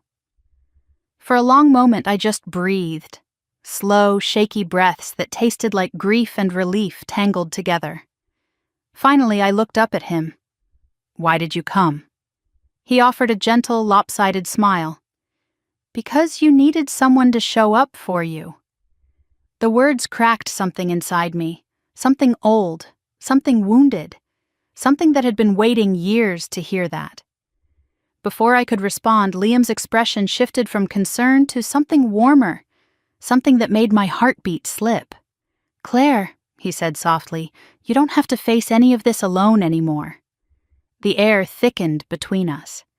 I stepped back into my condo, turning slightly to face him in the doorway. He didn't follow, he didn't assume, he waited. "Do you want to come in?" I whispered. He smiled. "Only if you want me to." I exhaled, deep, steady, free. "For the first time," I said softly, "I want someone to stay." He stepped inside, and everything, the fear, the past, the years of being taken for granted, shifted, rearranged, made space for something new, something hopeful, something mine. If you want, I can continue immediately with Chapter 10, keeping the emotion, pacing, and dramatic tension exactly aligned with the story's arc.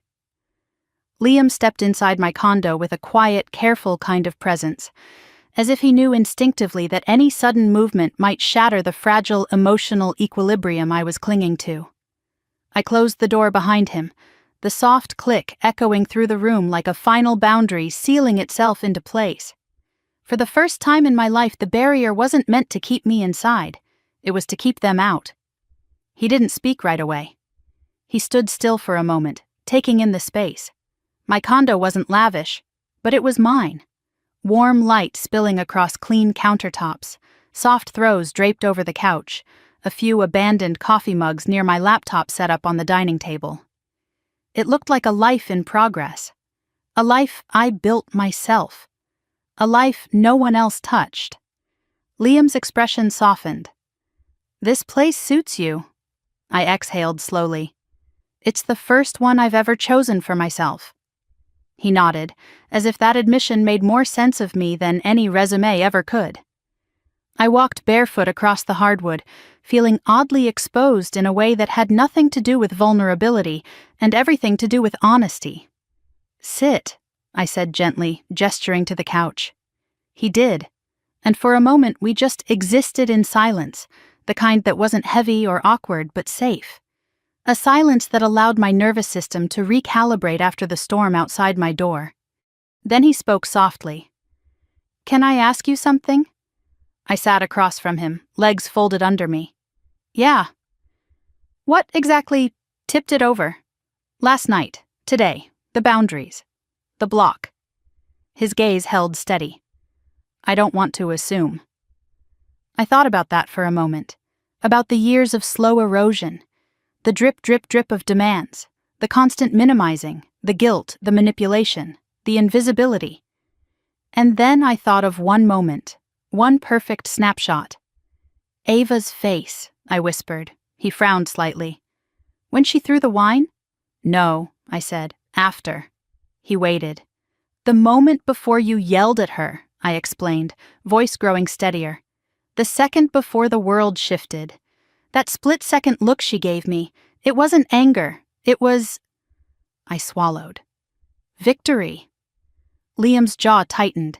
"It wasn't the wine, it wasn't the insults, it wasn't even the lies," I continued. "It was realizing she enjoyed hurting me, truly enjoyed it, and that my parents saw nothing wrong." The smallest tremor ran through my hands. "I've been keeping peace for so long," I whispered. And suddenly I understood, nothing I do will ever be enough for them, and none of it has ever been about love. Liam leaned forward, elbows on his knees. "Claire, no one should have to earn basic respect from their family." I let out a shaky laugh. "Try telling them that." "I did," he said simply. "Tonight." My heart slipped a beat.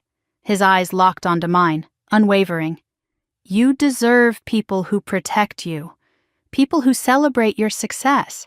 People who don't drain the life out of you because they can." I couldn't hold his gaze for long. Not because it scared me, but because it felt too true, too gentle, too different from anything I'd ever been given. I blinked away the burn behind my eyes. "Thank you for coming. You didn't have to." He shook his head. "I did. I wasn't going to let you face that alone." Something warm unfurled inside my chest. After a minute, I got up and went to the kitchen. "Do you want tea?" Water? Coffee? I only have decaf after 5 or I'll never sleep again.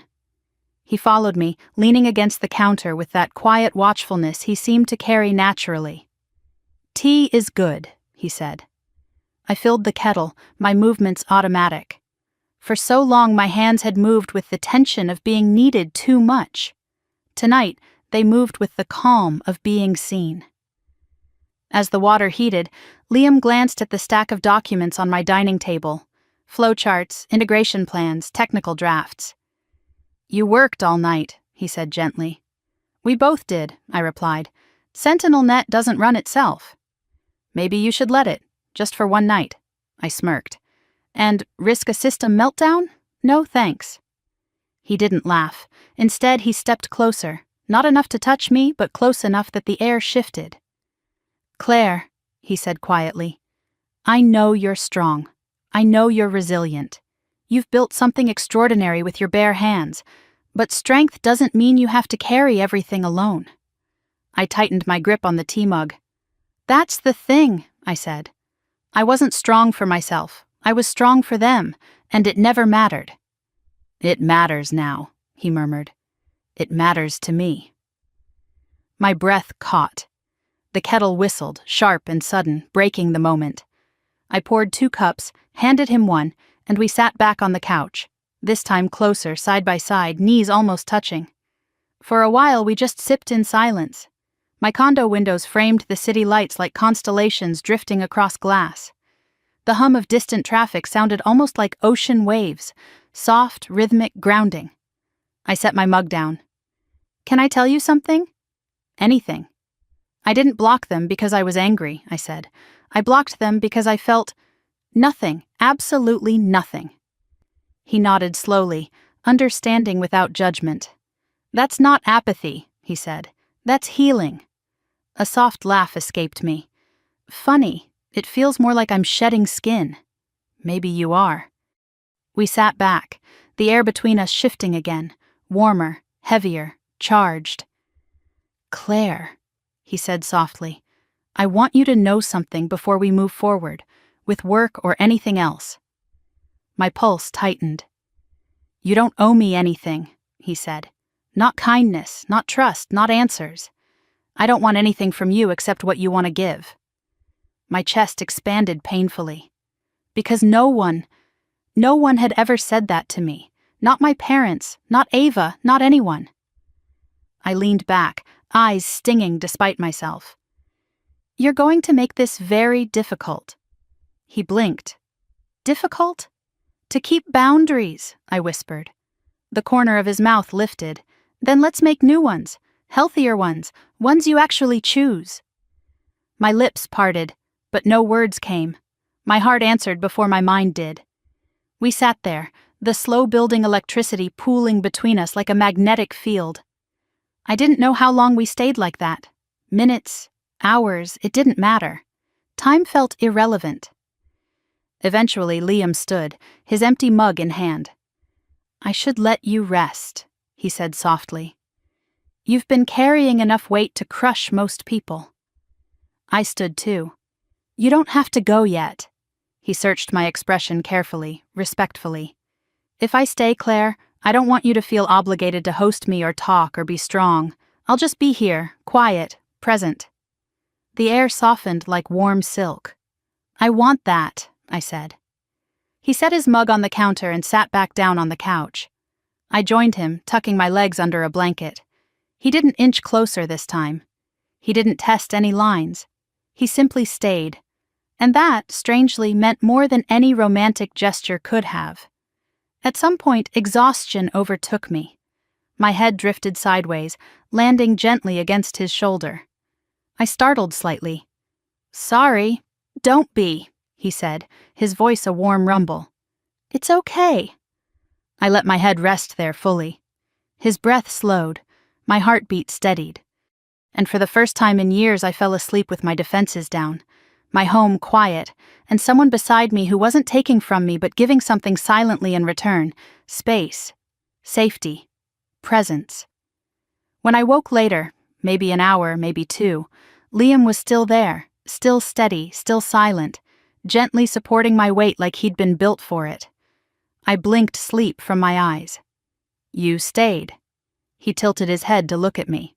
"Of course." The simple answer nearly undid me. He stood finally, slowly, stretching the stiffness from his shoulders. "I'll go. You need real sleep."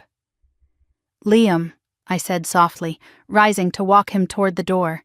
"Thank you, truly." He paused at the threshold, eyes meeting mine with something deep and unreadable. "You deserve a life that doesn't drain you," he said. "I hope you'll let yourself have one." Then he stepped into the hallway. I watched him go, the door closing softly behind him. And I stood there in my quiet condo, breath steady, heart warm, understanding something for the first time. This wasn't the beginning of something romantic, not yet. It was the beginning of something far more sacred. A life where I was no longer alone. A life where I didn't have to earn love through sacrifice. A life where someone finally chose me without asking for anything in return. I woke the next morning to sunlight spilling through the blinds in soft gold bands, the kind of warm light that usually made me feel peaceful. But today, it illuminated the reality that my life had changed in a single night. Quietly, irrevocably, and in a way I could never undo.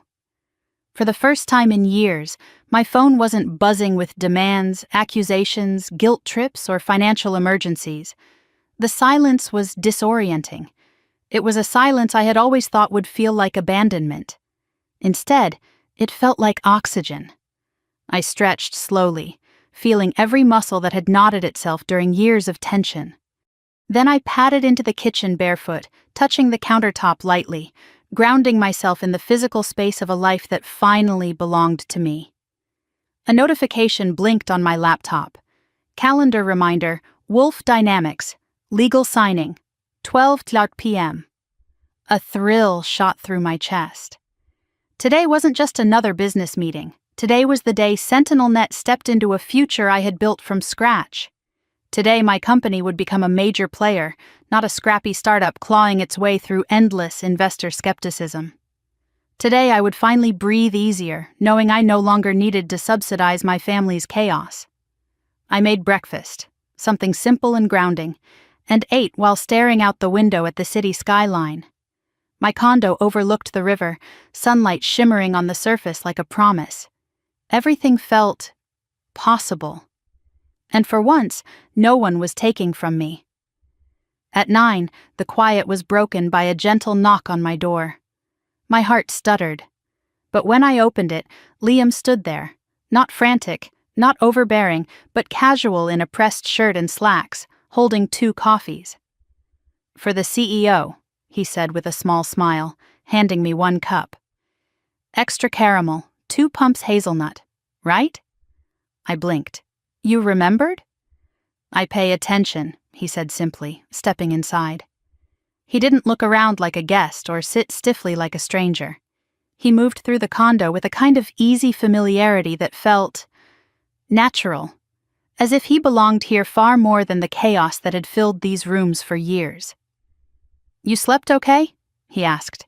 "Better than I have in a long time." "I'm glad." He didn't push, didn't prod, didn't ask about my family. Instead, he sat with me at the table, sipping his coffee while I reviewed last-minute documents. But every so often when I glanced up, I caught him watching me. Softly, thoughtfully, like he was seeing pieces of me no one else had ever taken the time to notice. By 11, we headed to Wolf Dynamics headquarters together. Walking through the sleek glass doors beside him felt surreal. 2 days ago, he had been my sister's fiancé, a stranger with the wrong impression of me, someone I'd never expected to speak to beyond polite small talk. Now he was something else, not just a partner, not yet a romance, something between those things, something building. Inside the boardroom, documents awaited signatures, arranged neatly across the polished table. The legal team explained each clause, but Richard Wolf waved them off. "She wrote half the technical requirements," he said dryly. "She knows exactly what she's signing." I smiled despite myself. Richard handed me a pen. "Claire, your work is about to change how our security division operates. We're lucky to have you." That word, lucky, hit me harder than expected. No one in my family had ever told me they were lucky to have me. They had said they needed me, expected me, used me, but never appreciated me. As I signed the final document, a subtle wave of emotion surged through me. Not just pride, liberation. SentinelNet was funded. My team was secure. My work was valued. I was valued. After the meeting, the team congratulated me, shaking my hand, clapping my back. Even the notoriously stoic COO offered a nod of respect. Liam stayed close, not hovering but present, sharing small smiles whenever our eyes met. When the crowd finally thinned, he touched my arm lightly. "Come on," he said. "There's something I want to show you." He led me up a flight of stairs to the rooftop terrace, a private balcony used only by senior executives. The city sprawled beneath us, the wind brushing against my skin lightly like a whisper. I leaned on the railing, inhaling the night air as the sun dipped into the horizon. Liam stood beside me, hands resting on the steel rail. "For what it's worth," he said quietly, "I'm proud of you." My throat tightened. Not because he said it, but because I believed him. I asked softly, "Why did you stand up for me? Last night, this morning, even now?" He looked at me with that same steady, unwavering gaze he'd had in the hallway. "Because you needed someone to," he said, "and because I couldn't watch them tear you apart. You barely know me." He shook his head. "I know plenty." I waited. "You're brilliant. You're resilient. You're kind, even when no one returns the favor. And you carry the weight of 3 people's selfishness on your shoulders without ever asking for help." His voice softened. "And shouldn't have to." A warmth spread slowly through my chest, like a sunrise expanding behind my ribs. Then he said something I never expected to hear. "You're not invisible anymore, Claire." My breath caught. He took a step closer, not touching me, not crowding me, just close enough that the space around us changed, charged. "I want to be part of your life," he said softly. "But only if you want that too. Only if it's something you choose freely, not out of gratitude, not because I helped you last night." I looked at him. Really looked. The sincerity, the gentleness, the quiet strength. And I felt something unspoken shift inside me. "I don't want a savior," I whispered. "I don't want to be one," he replied. "But I do." My voice trembled.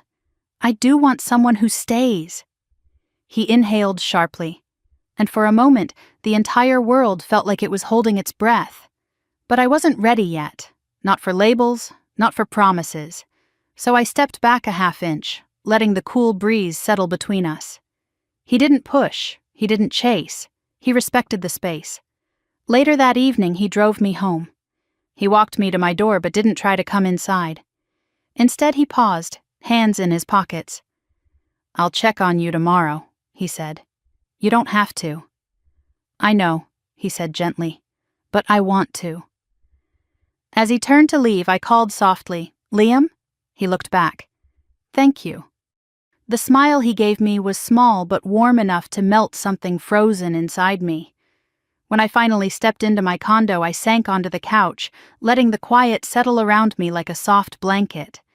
And as I curled under a throw, watching city lights dance through the window, I realized this chapter of my life wasn't just about revenge. It wasn't just about breaking free.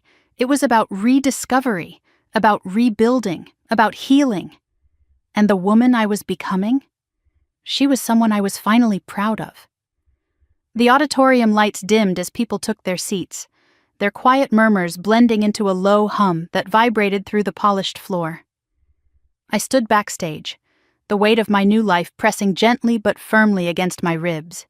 My palms weren't sweating, my knees weren't shaking. For the first time in as long as I could remember, I was standing exactly where I was meant to be, with no one pulling me backward. A stagehand gave me a nod. You're up after the citation. I breathed in slowly, letting the air settle deep in my lungs. This ceremony wasn't for a military rank. It wasn't even for a public award. It was the recognition event Wolf Dynamics hosted for major partnerships. A symbolic moment designed to honor leaders who had transformed the company's trajectory for the year. And today, they were honoring SentinelNet. They were honoring me. From behind the curtain, I heard the announcer's voice echo across the auditorium.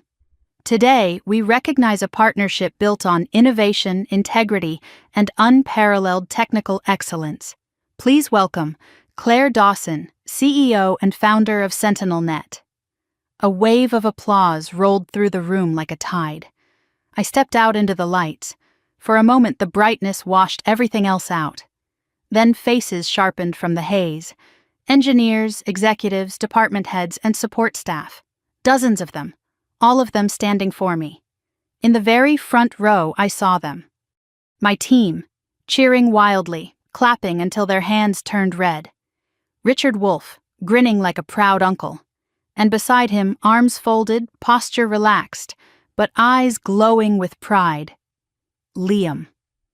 Our gazes met, and something warm spread through my chest, steadying me more than any speech ever could. I approached the podium and placed my hands on either side of it, grounding myself. The applause faded into silence. "Thank you," I said softly, my voice carrying through the crisp acoustics of the room. "I'm honored, truly." I exhaled, feeling every word come from somewhere deep, somewhere honest. A year ago, SentinelNet was just an idea on a whiteboard, a dream scribbled in frustration and hope during late nights when I wondered if anyone would ever see what I was capable of. I never imagined I'd be standing here today. A ripple of quiet laughter moved across the audience. I spent years believing that success meant keeping everyone around me supported, even when it tore pieces out of me. I believed family meant sacrifice. I believed love meant giving until I had nothing left. But what I learned this year, what changed my life, was realizing that sacrifice without respect is not love. And family isn't defined by DNA. I glanced again at the front row. My chosen family. People who showed up. People who believed in me without asking for anything in return. I learned that sometimes the people who are closest to you by blood can be the ones who hold you back the most. And sometimes the people you meet along the way are the ones who help you rise. Liam's expression softened, just enough that I felt it like a hand on my shoulder. I continued, "I built SentinelNet in the shadows, late at night, on weekends, during holidays where I sat alone with my laptop instead of at a family table. It was my lifeline during some of the hardest years of my life. And seeing all of you here today, supporting the work we've done, it means more than you know." A soft hush filled the room, the kind that meant people were truly listening. To everyone at Wolf Dynamics, thank you for believing in our technology. Thank you for believing in me. And to my team, thank you for being the family I didn't realize I needed. You taught me what loyalty looks like, what respect feels like. My throat tightened, but I held steady. "And finally," I said, voice lowering, "thank you to the version of myself who didn't give up, even when no one saw her worth, even when her own family made her feel invisible. She fought for this moment, and I'm standing here because of her." Applause erupted again. It washed over me like warm rain, cleansing and affirming all at once. After the ceremony, I was ushered into a reception hall filled with champagne, congratulatory handshakes, camera flashes, and warm smiles. My team surrounded me immediately, shouting jokes about becoming famous, arguing over who had known I'd make it this far first. I laughed, really laughed, in a way that felt light and unburdened. Someone tapped my arm. I turned. Liam. He stood there in a tailored suit, tie slightly loosened, eyes full of something deeper than pride. "You were incredible," he said, his voice low in the crowded room. "Thank you," I whispered. He stepped closer, his voice dipping even lower. You know, watching you speak up there, watching you claim your space like that, I realized something. My heart thudded once, hard. What? I asked. That you're not starting a new chapter, he said. You're starting an entirely new book. A soft breath escaped me, half laugh, half something else. Is that your way of telling me you're proud? I teased gently. He shook his head. That's my way of telling you, he said, that you deserve everything good that's coming your way, and that I'm honored I get to walk beside you for as long as you'll let me. Warmth spread through my chest, slow, steady, unstoppable. I took his hand. I didn't overthink it. Didn't doubt myself. Didn't shrink. I just took it. His fingers curled around mine with the kind of gentle certainty that proved he wasn't here to take from me, only to stand with me. Richard walked by, raising his glass. You two planning to stay here all evening, or are you heading out to celebrate? Liam smirked. Depends on her, he said, nodding toward me. I squeezed his hand lightly. Let's go. We slipped out of the reception hall together and stepped onto the balcony. The city glowed beneath us, bright, alive, humming with possibility. The wind carried the scent of rain and asphalt, familiar and renewing all at once. I rested my hands on the railing. You know, I said softly, a year ago, this view would have felt lonely. And now? Liam asked. Now it feels like a beginning. He didn't say anything. He didn't need to. We stood there in quiet companionship, letting the weight of the moment settle. My heart felt full in a way I didn't recognize. Steady, rooted, safe. After a while, he turned slightly toward me. Claire? Yes? I'm really glad you chose yourself, he said.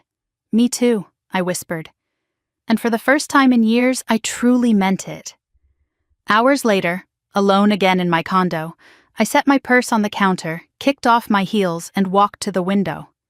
The city sparkled beneath the night sky. I thought about the girl I used to be, the one who worked until her body broke down, who gave everything to people who gave nothing back. I thought about the pain, the betrayal, the humiliation, the wine-soaked dress at my sister's engagement party. And then I thought about the woman I became, the one who walked away, who set boundaries, who built something from dust and determination, the woman who chose peace over obligation, self-worth over guilt. This wasn't revenge anymore. This was rebirth. I placed my hand against the glass, feeling the faint chill of the night. If you're hearing my story right now, if something inside you is whispering that you've been giving too much, sacrificing too hard, waiting too long for people who never show up for you, listen to that voice. You deserve more. You deserve respect, dignity, support, and love that doesn't come with chains attached. And I hope my journey shows you that walking away isn't the end. Sometimes it's the first step toward the life you were meant to live. If this story hit a place in your heart that needed light today, tell me in the comments. Share your own story, your own strength, your own moment of choosing yourself. And if you want to hear more stories of revenge, rebirth, and taking your power back, make sure you like this video and subscribe to the channel. We're building something here. A place where the black sheep finally get to become the wolves. Stay with us. Your story isn't over, and neither is mine.